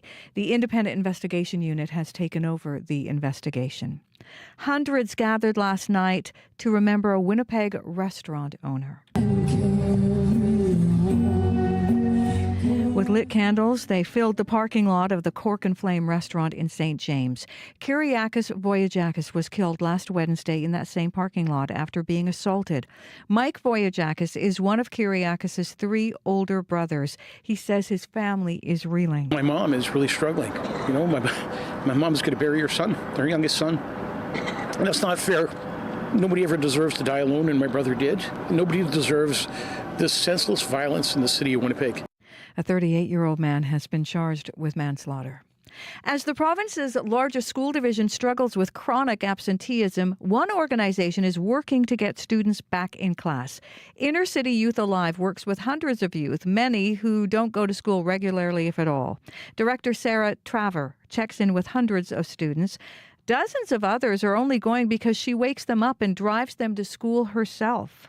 I go to their house, knock on the door, let them know I'm here, pick them up, drive them to school, and now we drive them home just to keep that the consistency of like, we're there for you, we are going to be here for you, how can we help, how was your day? A 2022 provincial report found more than 6,500 students were missing or unaccounted for in the previous school year. Manitoba's premier joined many at yesterday's state funeral for former NDP leader Ed Broadbent. The leader of the federal NDP from 1975 to 1989 passed away on January 11th. Premier Wab Kinew remembers Broadbent as a great Canadian and someone who encouraged him during his most difficult days in politics. After I lost the 2019 Manitoba election, Ed Broadbent was the first person to call me and tell me to stay on as leader. When we won in 2023, guess who was the first to phone? Kinew went on to praise Broadbent for his work on Indigenous rights, equality, and standing up for blue-collar Canadians. He says Broadbent's vision as one Canada for all Canadians should inspire us all. A Winnipeg woman says she had to fight tooth and nail to get compensation from Manitoba's Victim Services.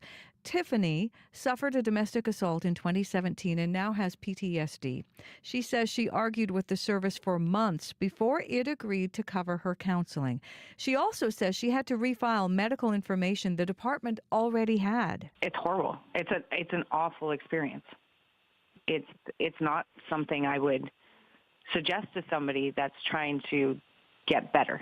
Victim Services is intended to support victims of serious crimes, including violence, murders, and sexual assaults.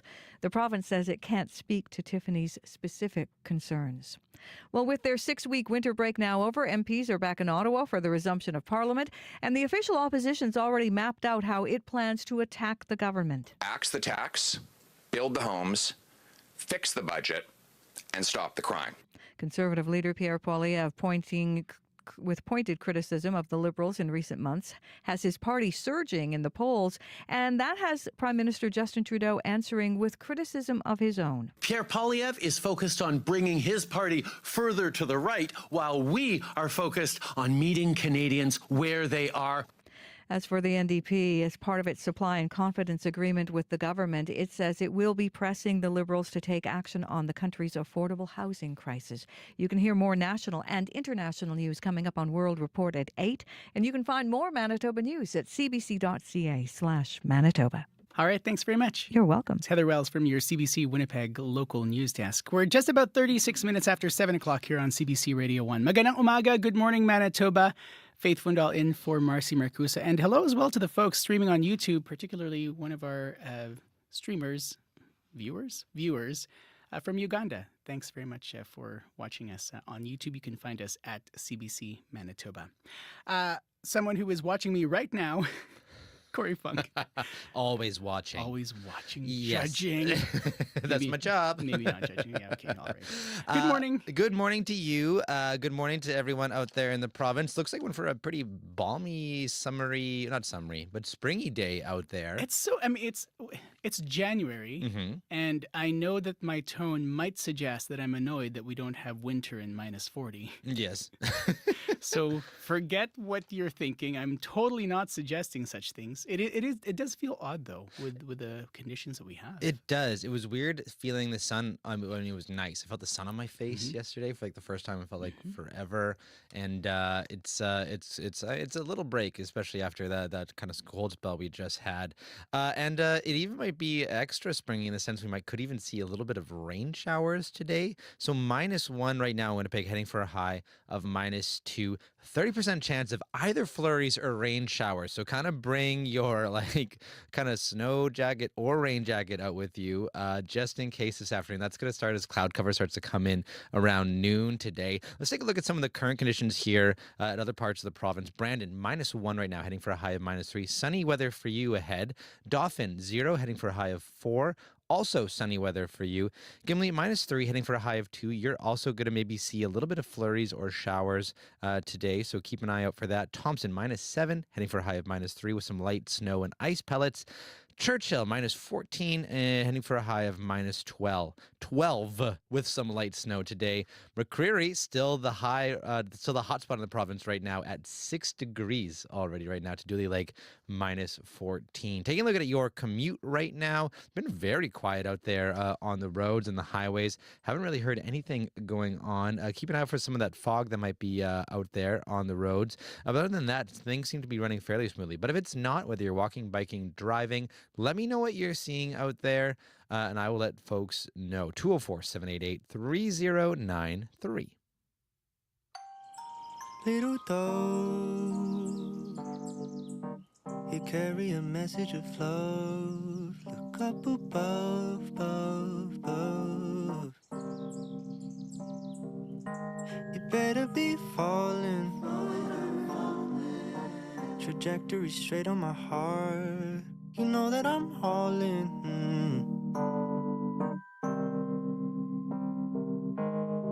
Little dove,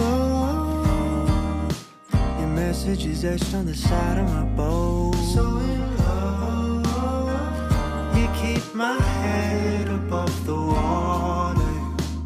Talking till my right eye is closed, the other's open to make sure you don't go, little dove.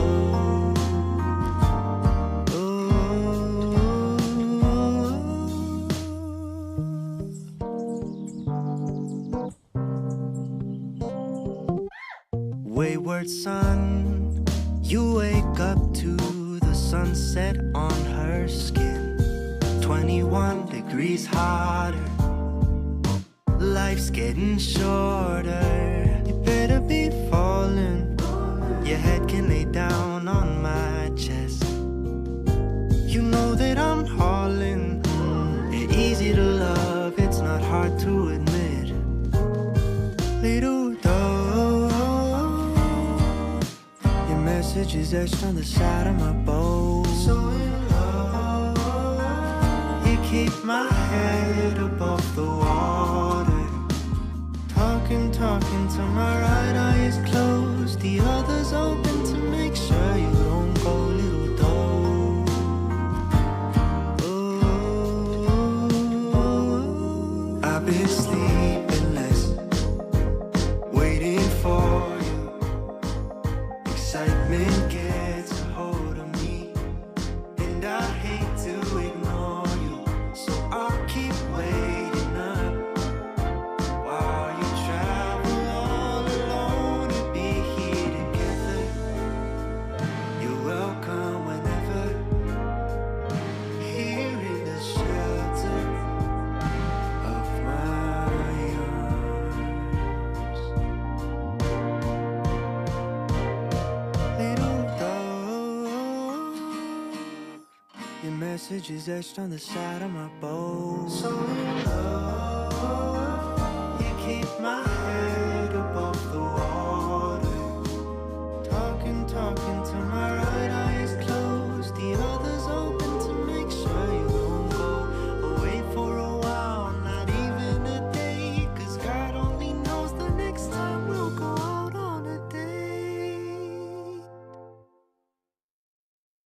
Little dove.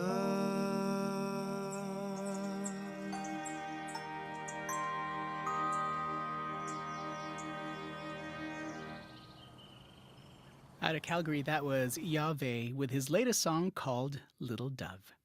We're at 19 minutes before CBC Radio 1, 89.3 FM, 990 AM, and everywhere on the CBC Listen app. Magandang umaga, good morning, Manitoba, and the folks on YouTube as well. We exist as unique individual selves who together all serve a distinct role in keeping this world working in some kind of functional chaos. It's part of the description for Everything Has Disappeared. It is a play that looks at a world where every single Filipino suddenly vanishes. The play has its world premiere in Winnipeg February 1st at Prairie Theatre Exchange. Winnipegger Hazel Venzon is the co-writer, co-director, and solo performer joining us early this morning. Welcome to the program. Hello. Hello, magandang umaga, Faith. Talk more about the inspiration behind this, because as I read that we serve this distinct role in keeping the world in some kind of functional chaos. What do you mean? Well, our world does function in a great deal of chaos that is driven by individuals, and myself as a Filipina Canadian am constantly questioning what is my role and what is the role that we as a Filipino play in the world. And I have done quite a bit of study on the kinds of ways that overseas foreign workers play on the world. And this show really does tell the story of my research over time, but also shares various surprising things that myself and my co-creator discovered along the way. This is a solo performance. How do you convey this big thing? There's so much information. How do you put it together through one person on stage describing this? No, it's a really good question, because it was something that we definitely worked hard to fulfill. It's built with a ton of information and facts that we've uncovered over time. But how we unveil that in the show is through a little bit of magic, a little bit of virtual reality, and definitely a lot of images that support what it is that we find. And we also work with community in a way that, unfortunately, just due to the nature of the show, I wouldn't be able to unveil exactly how. Mm-hmm. But we have spent some time with our community here in the city to really unpack how each person impacts our city here. And I know that you worked with an illustrator and illusionist to bring the show to life. How did you decide how that creative work might become real or happen in the show? Well, I am one half of another company, of a company called Unit Productions. And so myself, including my co-creator, who is also my husband, David Oro, we often work together because I come with a bunch of producing and directing and theater history, and he comes with a bunch of art making experience through digital graphic design. And so naturally, we will work together, and that seemed like a natural reason to a natural way to really illustrate what we do find. And the mentalism piece was, there's so many aspects to our show that I think are acts of fate. But in particular, the mentalist, came to us through one of our old producers who at one point dated a Filipino, and then was like, oh, my ex, who was Filipino, whose brother was a mentalist in the Philippines. And we just followed that trail, and sure enough, it really did anchor us into ways to portray disappearance and to portray another layer of mysticism that we definitely delve into the show, because not only are we talking about impact and labor and all these really very intellectual concepts, but we're also playing with the ideas of the supernatural in some ways, and old Filipino ideologies that that start pre-colonialism. So we needed to touch into that aspect of who we are as well through magic. You were intentional about making sure there was some form of audience participation. Why was that something you decided to do? Because it's a lonely place to do a solo show all by yourself on stage. Yeah. But at the same time, it is it's a really it's a much more specific way, or a much more intentional way to say in theater, we are all live. This is all a live production. And so what we do is work with the audience here and there to remind ourselves how live this art form is. And it's a real play on that. There's nothing to be afraid of. I guarantee you will just have a really good time.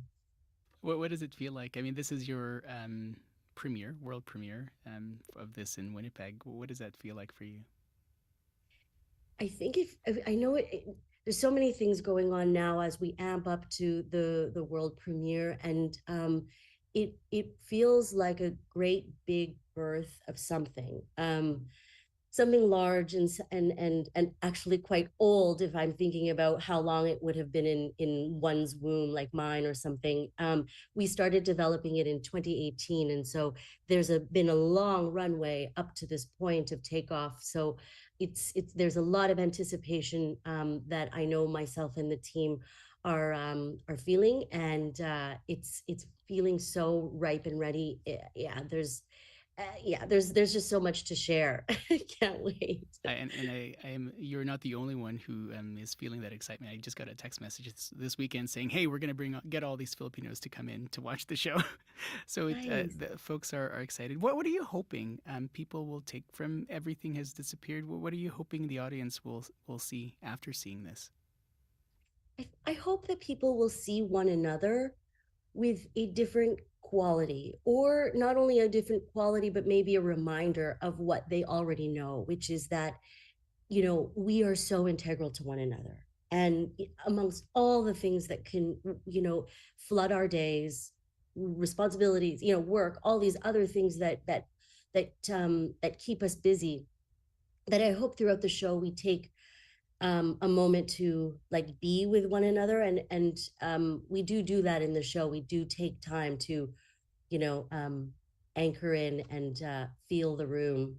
I don't want to give too much away, but yeah, that's what I hope at the end of the day, is that we're reminded that we exist together. Hazel, maraming salamat and break a leg. Salamat po. Thank you so much. Hazel Benson is a co-writer, co-director, and performer of Everything Has Disappeared. The play runs February 1st through the 4th at Prairie Theatre Exchange, and the February 3rd show will include audio description and ASL interpretation. Jarrett Martineau hosts Reclaimed.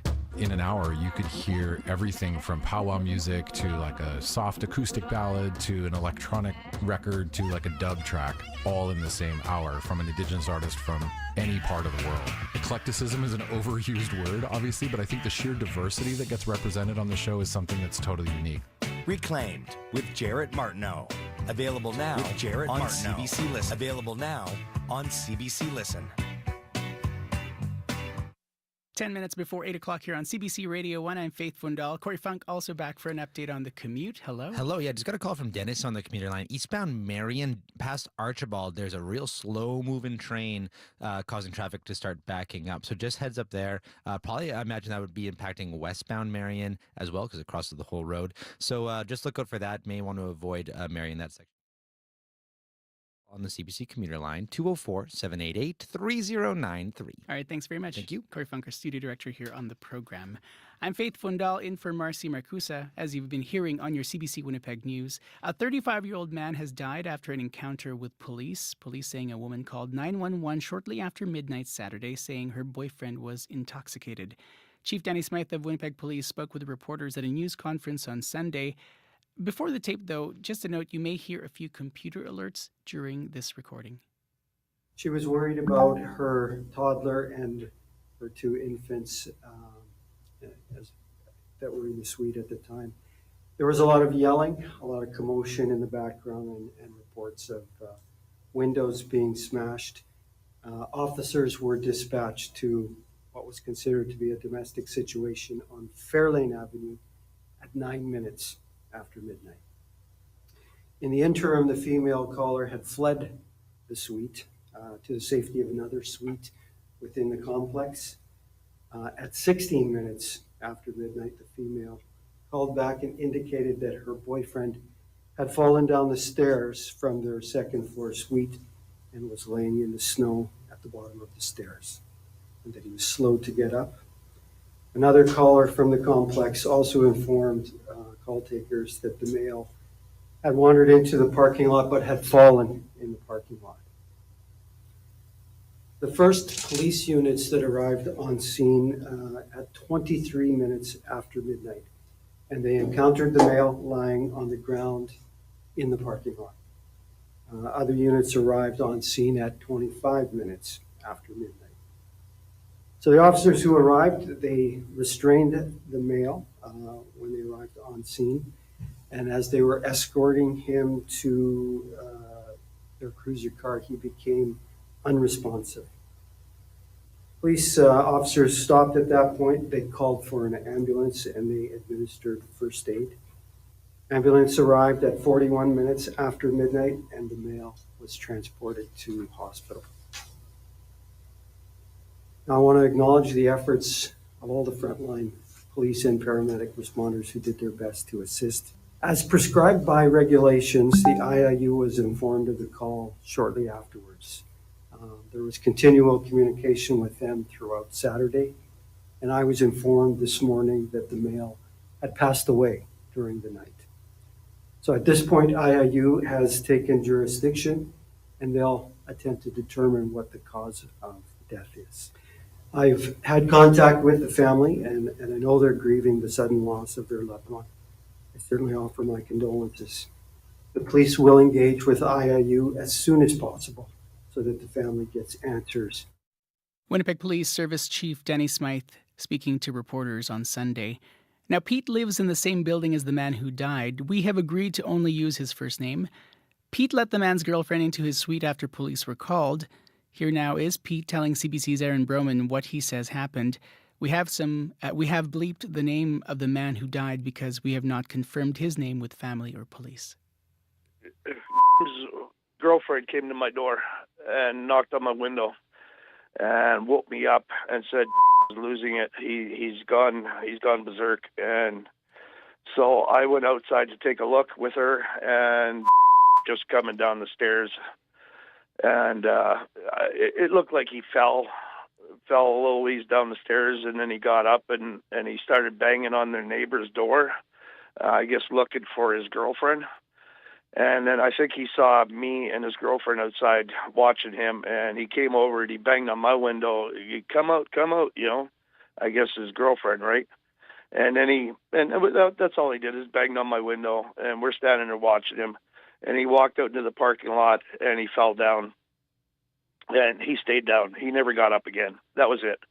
At a certain point, when we were on the phone with 911, I told the 911 operator that, you know, it looked like he's passed out. He's not moving anymore. And then about 3 or 4 minutes into the 911 call, she asked me, "Is he moving?" I said, "Yeah, he's flinging his arms, but it looks like he's passed out. He's done." And you know, and then the cop pulled up. And immediately I seen them rushing towards to him, not giving him a chance or nothing. They could have handcuffed him right there. He was laying there still, and they started beating on him. So I went back in, I got my phone, came back out, and then at that stage is when I started recording. What do you mean when you said beating on him? They, from what I could see, is they were punching his head. There was one cop that had the baton out and was beaten. I couldn't see where they were beating him, but I know, I think that was the female cop, and she was sitting. The first thing she did is she sat on his legs, and I guess, you know, was confused, did not know what was going on. Like, he got woken up at this point, the way I see it. And at that point, he started defending himself, thinking, "What's going on? I'm getting attacked here." I really don't think he once knew that it was the cops or the police officers that did this, and they just kept beating him. They wouldn't stop. He actually at one point reached out his hand, and he says, "Please stop, please stop." And then his girlfriend just, stop, guys, stop. And there was nothing I could do except for keep videoing until they had him handcuffed, and he was still at that point already. It was like, I don't understand why I have to feel guilty for calling 911, that I feel that I got this guy killed, for calling for peace officers to come and secure someone in the vicinity that is drunk. I understand he should have gone into the drunk tank, but he did not need to die.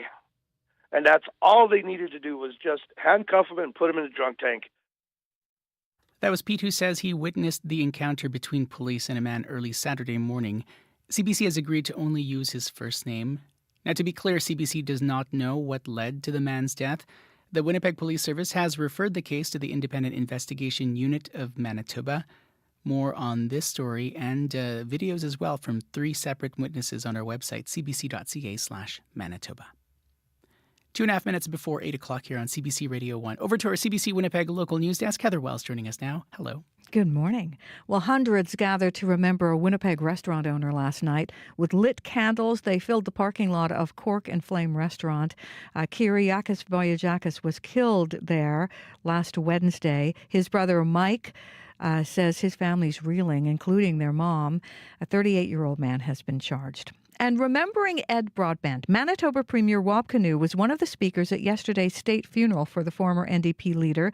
Canoe praising Broadbent for his work on Indigenous rights, equality, and standing up for blue-collar Canadians. He says Broadbent's vision as one Canada for all Canadians should inspire us all. We'll hear more coming up in our next local news at 8:30. All right, thanks very much. You're welcome. Heather Wells from your CBC Winnipeg local news desk. I'm Faith Fundal, still to come in our next half hour. Why would I put my body into the ground in a way that prevents decomposition? Why would I hoard these nutrients and these molecules that are me and not allow them to re-enter the life cycle? We're going to take a look at the growing interest in green burials in Manitoba. That conversation is still to come. We are expecting sun and cloud for today in Winnipeg, becoming cloudy near noon, and yes, a slight chance of flurries or rain showers. That fog will dissipate, though, depending on where you are as the morning progresses. High of 2 degrees today. Lots to come in our next half hour. Stay tuned. This is Information Radio on CBC Radio 1. World Report is standing by.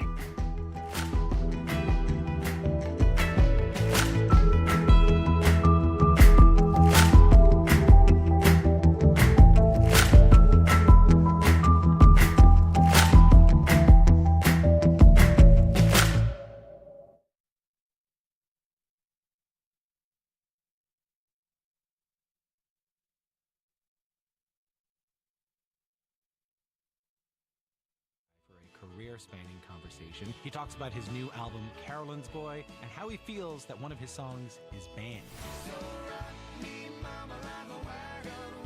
That's coming up on Q, followed by Commotion with Elamine Abdel Mahmoud on CBC Radio 1, the CBC Listen app, and everywhere you get your podcasts. The CBC News is next. Coming up in half an hour, it's The Current with Matt Galloway. A ringing in your ears doesn't seem like a huge deal until you realize that it can keep you from living your normal life and have big health impacts. New treatments for tinnitus work on changing your brain to get your life back. Coming up on The Current. This is World Report. Good morning. I'm Marcia Young. It is back to work for members of Parliament in Ottawa this morning. The start of the spring sitting brings some big issues to the forefront at the House of Commons. They include cost of living and the growing need for affordable housing. The CBC's Kate McKenna is following this story this morning. And Kate, what have we heard from the federal party leaders about this session ahead? Marcia, both Pierre Poilievre and Justin Trudeau agree. Canadians are hurting right now, dealing with higher costs of most things compared to before the pandemic, as well as a housing crisis. But the two leaders offer different visions for Canada. Speaking to caucus yesterday, Pierre Poilievre blamed the high cost of living on Trudeau's policies, vowing to axe the carbon tax and build more homes. Canadians are hardworking, decent, honorable people. They don't have to live like this. They don't have to give up the things they used to take for granted, like affordable food and homes in safe neighborhoods. They don't have to give up those things for the incompetence and ego of one man. We can do better. Meanwhile, Justin Trudeau says that Poilievre is good at criticizing but isn't proposing tangible solutions, especially on climate change. We've gotten a lot of big things done over these past years, and we're eager to do even more faster. We can expect more of this kind of rhetoric, even though the election could be more than a year away. Poilievre has been consistently leading in the polls, and the Liberals are looking to cut into that lead. And so what about today's session? Well, the first bill that's being debated is very contentious. It would create a carbon tax carve-out for some farmers. The original bill proposed taking the carbon price off of fuel used to heat farm buildings and dry grains. It was amended in the Senate and is now back in the House for more debate. Conservatives are really pushing for this. They see it as their next front in their war against the carbon tax. And another thing we're tracking is that NDP leader Jagmeet Singh is asking for an emergency debate on homelessness, calling on parliamentarians to deliberate on emergency actions to make sure everyone has affordable, safe housing. Thank you, Kate. Thank you. The CBC's Kate McKenna in Ottawa. Hearings into foreign interference in Canada's election begin today. The inquiry will be looking at the past 2 federal elections and any involvement China, Russia, and other countries may have had. Inquiry Commissioner Justice Marie-Josée Hogue will hear about the flow of information. Some of the details relating to any interference cannot be made public for security reasons. The hearings will happen in 2 parts, with a final report expected at the end of the year. For years, security officials have issued warnings about attempts by foreign states to interfere in Canada's elections. Both the former and current CSIS directors will testify in this first round of preliminary hearings. Iran says it is not linked to Sunday's fatal drone strike on U.S. troops. 3 American soldiers were killed in the attack at a base in Jordan. Dozens more soldiers have been injured. The White House is vowing retribution on what it says is an Iran-backed militia. The CBC's Richard Madden is following the story from Washington. Richard, what might a U.S. response look like? Yeah, those are the big questions. When will it happen? How big will it be? And if this fallout might push the U.S. deeper into the regional war. President Joe Biden has vowed retaliation at a time and manner of his choosing, so he now faces a very serious decision how severe the American response will be. Pentagon officials say a drone fired by Iran-backed militants targeted a remote U.S. Army outpost called Tower 22. That's in the northeast corner of Jordan, right on the border of Syria. 3 U.S. soldiers were killed, more than 24 others on that base were seriously injured. Now, this attack marks the first time U.S. troops were killed by enemy fire in the region since the start of Israel's war against Hamas. It's viewed here as a dangerous escalation that threatens to pull the U.S. deeper into the conflict. Take a listen to former CIA Director John Brennan.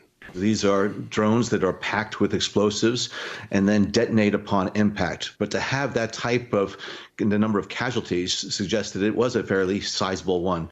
Now, typically U.S. bases in these troubled regions have air defense systems, but they were reportedly not operational when that deadly strike occurred. The Pentagon says this will be part of its broader investigation. So how might the U.S. reaction impact the broader conflict in the Middle East? Yeah, this is part of the larger calculation President Biden will have to make. The White House has prioritized ways to prevent the conflict from spreading and becoming directly involved in a regional war against Iran. Now, hours before these attacks, Biden sent CIA Director Bill Burns to Paris for high-level talks with officials from Egypt and Qatar. The goal is to broker a plan for a phased release of the remaining hostages in Gaza and a 2-week ceasefire. Now, later this week, Qatar's prime minister is reportedly set to visit Washington. That country has acted as a key mediator in talks with Hamas. So these attacks on U.S. troops have added more urgency to strike a deal and lower tensions. All right. Thank you, Richard. Thank you. Richard Madden in Washington. The coroner's inquest into the 2022 mass stabbing in Saskatchewan is in its final week. It will make recommendations to ensure the tragedy that unfolded on James Smith Cree Nation never happens again. Sam Sampson has been speaking with some families of victims, and they hope the inquest brings real change. And since the inquest started, I've been sleeping right through the night. Though not easy to hear, details surrounding his wife and son's deaths helped Brian Burns put his nightmares to rest. Pathologists testified that most of the people who were killed in Canada's worst mass stabbing died so quickly, paramedics would not have been able to get there in time. And if they could, the wounds were so severe, nothing could have been done to save them. It was bugging me, eating me all this time, and now I can now my mind's at ease. Once testimony wraps this week, the inquest jury members will come up with recommendations to prevent future tragedies. Many from James Smith Cree Nation hope they recognize and address intergenerational trauma caused by colonialism. That's because some believe the attackers' actions were a result of an abusive childhood and struggles with addictions. Chelsea Stonestand, Burns' niece, represents the family at the inquest. And as Indigenous people, we would love to focus on the present as well. But unfortunately, our communities are still really plagued with the past. So we can't necessarily just focus on the present. Stonestand and others say the recommendations won't mean anything unless all agencies, including Indigenous governments, can be held accountable to make them happen. Sam Sampson, CBC News, Melfort, Saskatchewan. In Belgium, about a dozen tractors are off the fields and in the streets of Brussels. Other farmers have parked tractors on highways, causing travel disruptions. Belgian farmers have joined their counterparts in Germany and France. They are upset over strict EU environmental regulations. The new rules put limits on emissions that many in the industry say makes farming too expensive. A group representing young Belgian farmers says it is also impossible to earn a decent wage. China's assertion in the South China Sea and escalating violence in Myanmar are top-of-mind issues for Southeast Asian leaders this week. The Association of Southeast Asian Nations meets in Laos. The meeting and the theme of this ASEAN summit is enhancing resilience and connectivity among the 10 member nations. Diplomats will strategize on regional peace, security, and stability. Economic cooperation is also expected to be a significant issue for discussion. A Hong Kong judge is ordering the breakup of the world's most heavily indebted property developer. China's Evergrande is hundreds of billions of dollars in debt. For months, it had been trying to convince the court it had a viable restructuring plan. But the judge said in her ruling that enough is enough, and she's ordering the company's liquidation. Economist Gary Ng says the effects of the ruling are still unclear.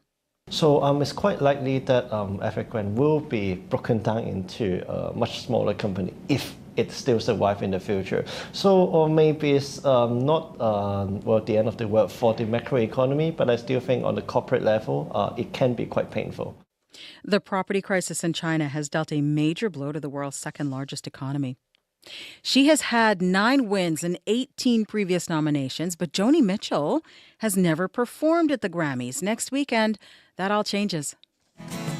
Don't it always seem to go that you don't know what you've got till it's gone? They paved paradise, put up a parking lot.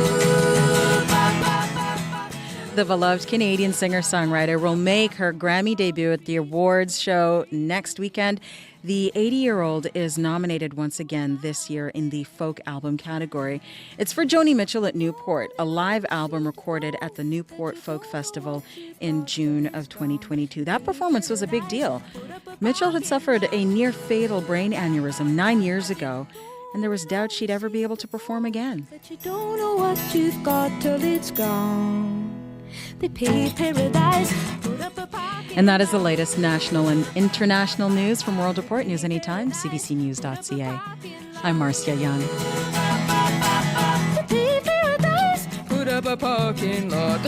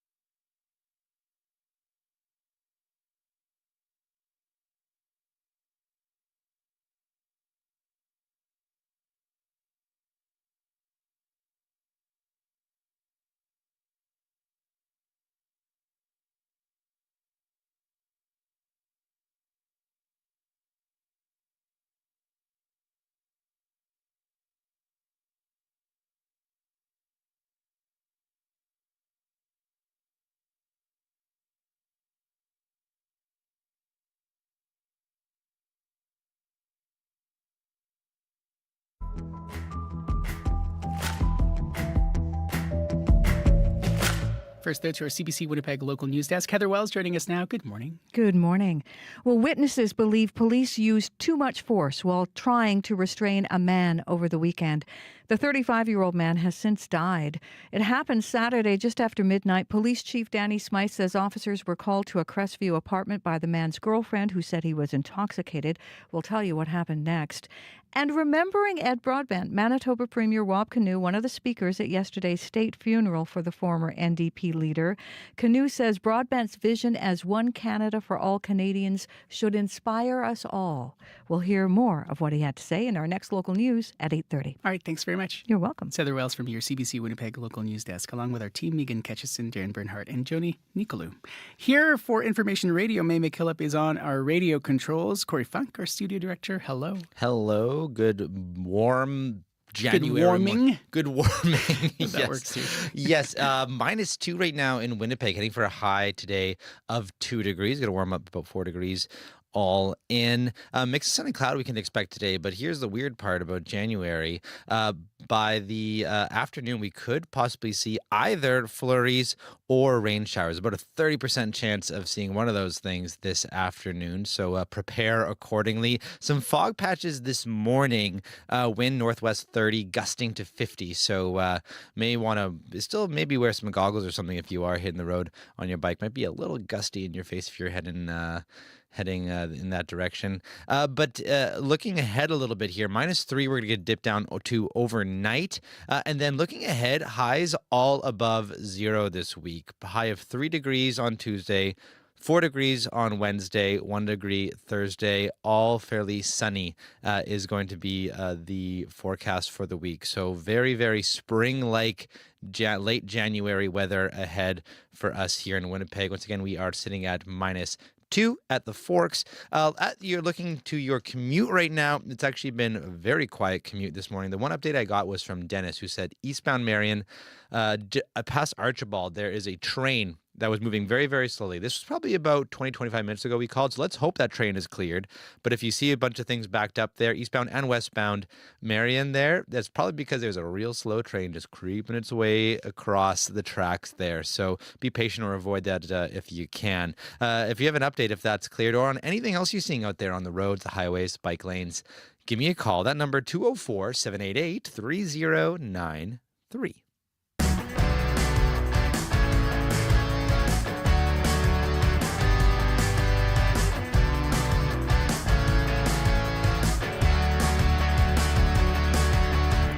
With growing concerns around climate change, many may be trying to make choices around what they can do to help save the planet. It could involve things like walking rather than driving a vehicle or mending holes in clothing. There are even some who are looking to find a way to reduce their carbon footprint in death. CBC Manitoba community reporter Shanley Vidal is here to tell us about what it means to have a green burial in Manitoba. Good morning, Shanley. Good morning. Explain exactly what a green burial is. Well, it has to do with being buried without being embalmed. Many people, when they die, their bodies are filled with chemicals that preserve the body and delay decomposition. And what a green burial In a green burial, the person would be placed in the ground to naturally decompose rather than being embalmed. They might be wrapped in a cotton shroud or placed in a wicker casket, and everything must be biodegradable. It's actually not that different from how things may have been done over a century ago. Huh. So can someone choose to be buried like that in Manitoba?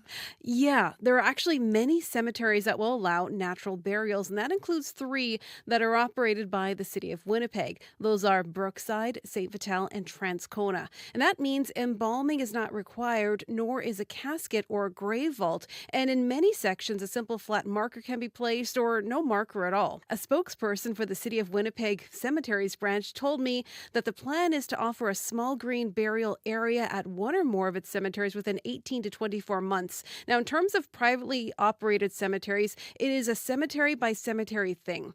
I spoke with Richard Rosen, who is a funeral director in Winnipeg and also president of the Green Burial Society of Canada. He's been in business for 40 years and has been doing green burials for the last 4.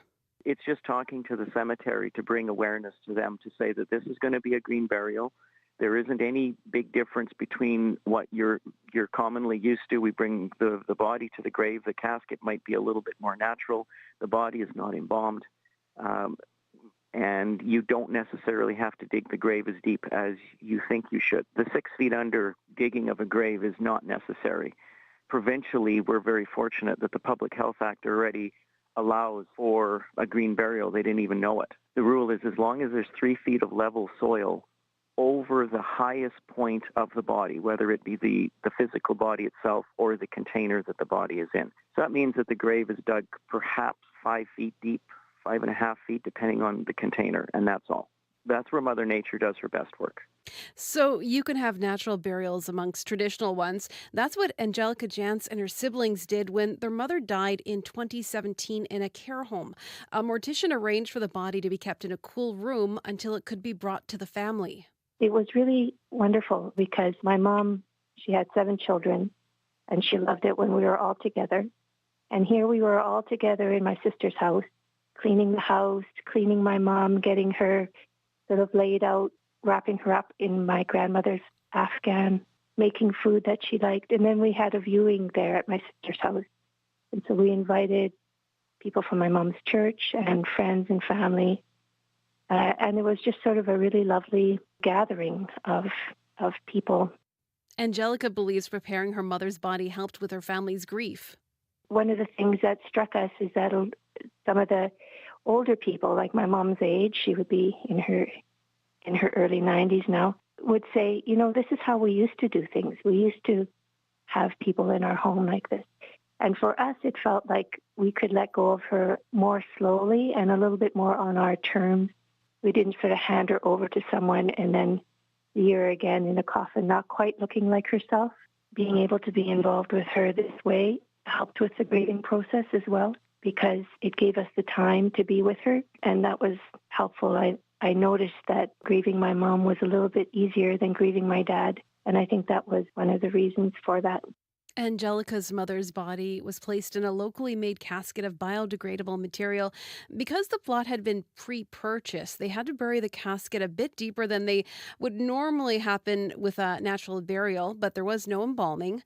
The family even sprinkled some dirt from the earth onto the casket at the cemetery. Now, you mentioned earlier that there aren't any fully green cemeteries in Winnipeg. What's your sense of whether that might be changing? It is. Tricia Penner is with the Green Cemetery Project Winnipeg and Return to the Earth Green Burial Co-op. Now, the goal is to create or repurpose a publicly accessible space that can be used for natural burials. There are some that exist outside of Manitoba, and if you walk through one, it might seem more like a public park rather than a cemetery. As a group, we've decided that it makes the most sense to have a group memorial marker rather than individual stones at each site. You'll see a beautiful open field. And then if you want to find out where people are in this cemetery, you look for the memorial marker, which will say who's buried there. There's a lot of concern that if you don't have a grave marker, that we'll lose where this person is. But because of how the laws in Manitoba are, each body will also be geolocated. Tricia told me there are more than 200 people in the group who want to make this green cemetery happen. Now, why is it important to Tricia? Well, as an environmentalist, Tricia sees it as part of the cycle of life, kind of like how composting works. What used to be grass goes into my compost pile and nourishes my garden that I then eat. And then, I have my cucumbers and I peel the cucumbers and that goes back to the compost as well. And there's this ongoing cycle of use and reuse. Why would we incinerate a body, or why would I put my body into the ground in a way that prevents decomposition? Why would I hoard these nutrients and these molecules that are me and not allow them to re-enter the life cycle? Now, Shanley, where is the group now with that process of establishing a green cemetery in Winnipeg? Well, I'm told they've looked at dozens of properties, and there are a few that could have some potential. However, there are concerns around groundwater. So the group is planning to make some test holes in the spring, and the ideal property would be within 50 kilometers of Winnipeg and high enough to avoid flooding. I imagine some listeners might be wondering what the cost of a green burial is compared to a traditional burial. What have you found? Well, the answer is it depends. Funeral director Richard Rosen told me that it may cost a little less, but not by a lot. You still have to pay for a plot, casket, some sanitization, so it could cost around $5,000, not including the service. Anything else folks need to consider for planning to have a green burial? Well, if somebody were to die away from home outside of Manitoba, their body needs to be preserved for transportation. There are some specific embalming chemicals that can be used for that. It's taken time to be able to develop things, but there are environmentally friendly chemicals that are out there, and they are better for the environment. There are times where, even in a green burial sense, that somebody wants to view, and you just need to, just because of the circumstances of the passing of the person, that you need to be a little bit more evasive with things and use chemicals to do things. And especially if you're shipping. If somebody's passed away, like on a trip, being snowbirds, trying to get home, you have to embalm when you're shipping. So that's an opportunity to be able to use an environmentally friendly chemical. What about cremation? Is that an environmentally friendly option? Well, Richard Rosen says that it's not really a straightforward answer.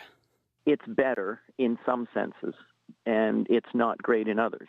You have an environmental footprint no matter what you do with anything you do. You're using a natural gas as a fuel for the machine. You're using electricity for the whole system to operate. So, the emissions are quite controlled. Provinces are very stringent in making sure that side is done. But the footprint is still fairly large. Is it better or worse? Well, it's just different. It's using a fair bit of non-environmentally friendly product. It is a difficult one. And there is something called aquamation that some provinces are doing, but it's not an option right now in Manitoba. It uses technology to speed up the natural process in the ground with heat and pressure. But Richard Rosen says it's too early to know much about its environmental impact. Thanks for telling us about green burial, Shanley. Thank you. That's a CBC Manitoba community reporter, Shanley Bedell. Hi, I'm Una Chaplin, and I'm the host of a new podcast called Hollywood Exiles. It tells the story of how my grandfather, Charlie Chaplin, and many others were caught up in a campaign to root out communism in Hollywood. It's a story of glamour and scandal and political intrigue and a battle for the soul of a nation. Hollywood Exiles, available now on CBC Listen or wherever you get your podcasts. 23 and a half minutes after 8 o'clock here on CBC Radio 1, 89.3 FM, 990 AM, and everywhere on the CBC Listen app. Magandang umaga. Good morning, Manitoba. I'm Faith Fundal in for Marcy Marcusa. Time now for a tune from Toronto's Julian Fuego. From the album Kick Out the Glams, take a listen to Time of Your Life.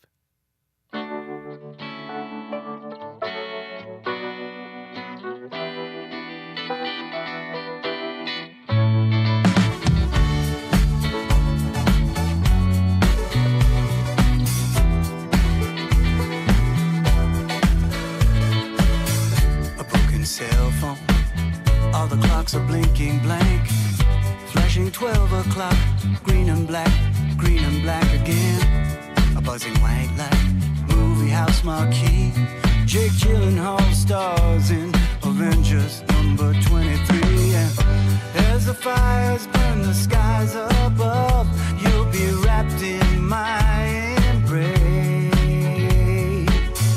And as the sirens wail, the backup systems fail to keep the smile from your face. That's the time when you can't help think about giving up. And maybe the things that you tried to do were never quite enough. But it's too late to wonder if everything you did was right. For tonight the world is ending, so I hope you've had the time of your life.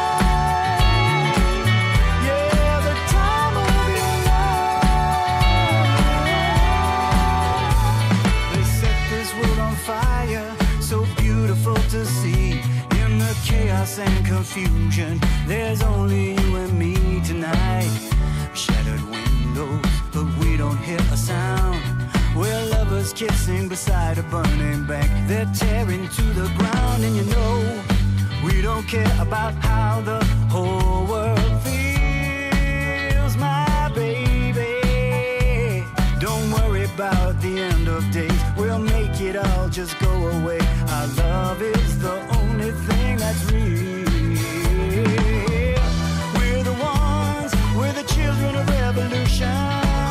We stole the keys and unleashed the great rebellion. Now the war is raging on, so let's enjoy the night. Oh, I love you so completely.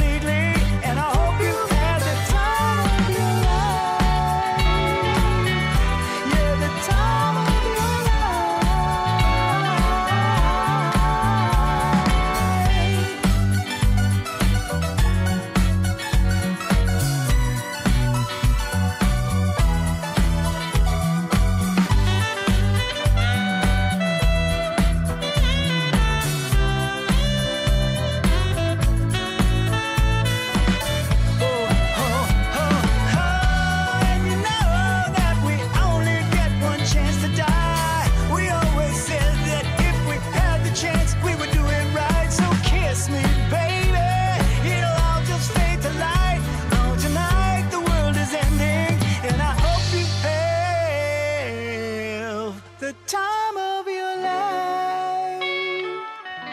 Yeah, the time of your life. Baby, the time of your life. Oh, oh, oh, oh. The time of your life.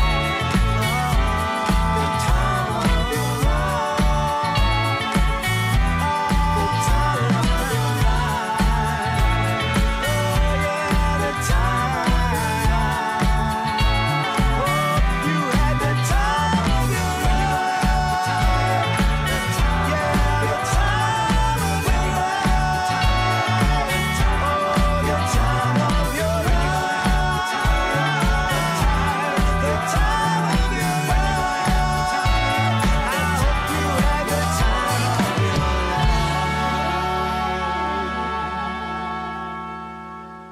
Out of Toronto, that was Julian Fuego with Time of Your Life, and I'm sure it's what Winnipeg's Caitlin Laws is feeling right now, and folks from the Fort Rouge Curling Club, as she secures her 10th trip to the National Women's Curling Championship.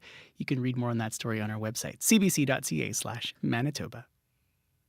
She's daring, she's critical, and ultimately hopeful. Writer and filmmaker Astra Taylor explores our shared sense of insecurity and anxiety and proposes a new path forward.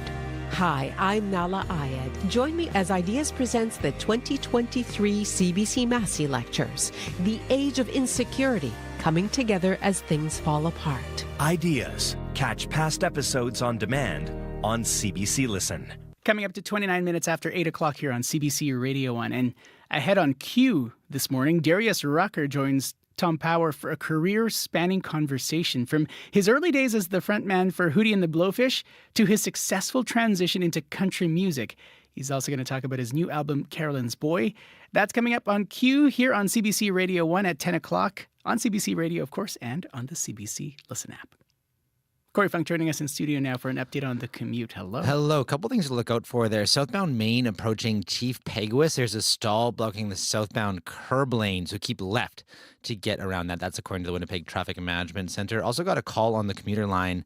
There may still be, this is maybe about just probably over half an hour ago, slow-moving train blocking eastbound and westbound Marion just past Archibald, just east of Archibald. So do look out for that. That may be a problem. Hopefully it's cleared, but if not, you can give me a call and give me an update on that or anything else you're seeing out there. 204-788-3093. All right, thanks very much. Thank you. Corey Funk, our studio director, May McKillop on the controls. Hello as well to Travis Peterson and Brad Lillies managing our YouTube stream. You can find us at CBC Manitoba. Still to come, on The Current, ringing in your ears may not seem like a big deal until it really affects your daily life. Despite how common it is to experience tinnitus, it doesn't get a lot of attention in medical circles, but there is a new treatment, now welcome news for sufferers. That conversation after your CBC Winnipeg News. This is CBC News. Good morning. I'm Heather Wells in Winnipeg. At 8:30, partly cloudy, -2 right now in Winnipeg. We're headed to a high of 2 degrees with clouds moving in around noon and a slight chance of rain showers for last Monday in January.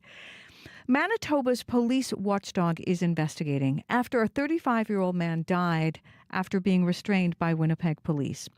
Police Chief Danny Smythe says the man's girlfriend called to report a domestic situation early Saturday morning. He says the woman told police he was intoxicated and she worried for her young children. Smythe says the woman called a second time, saying the man was lying on the ground after falling down the stairs of their second-floor suite. The officers who arrived, they restrained the male when they arrived on scene.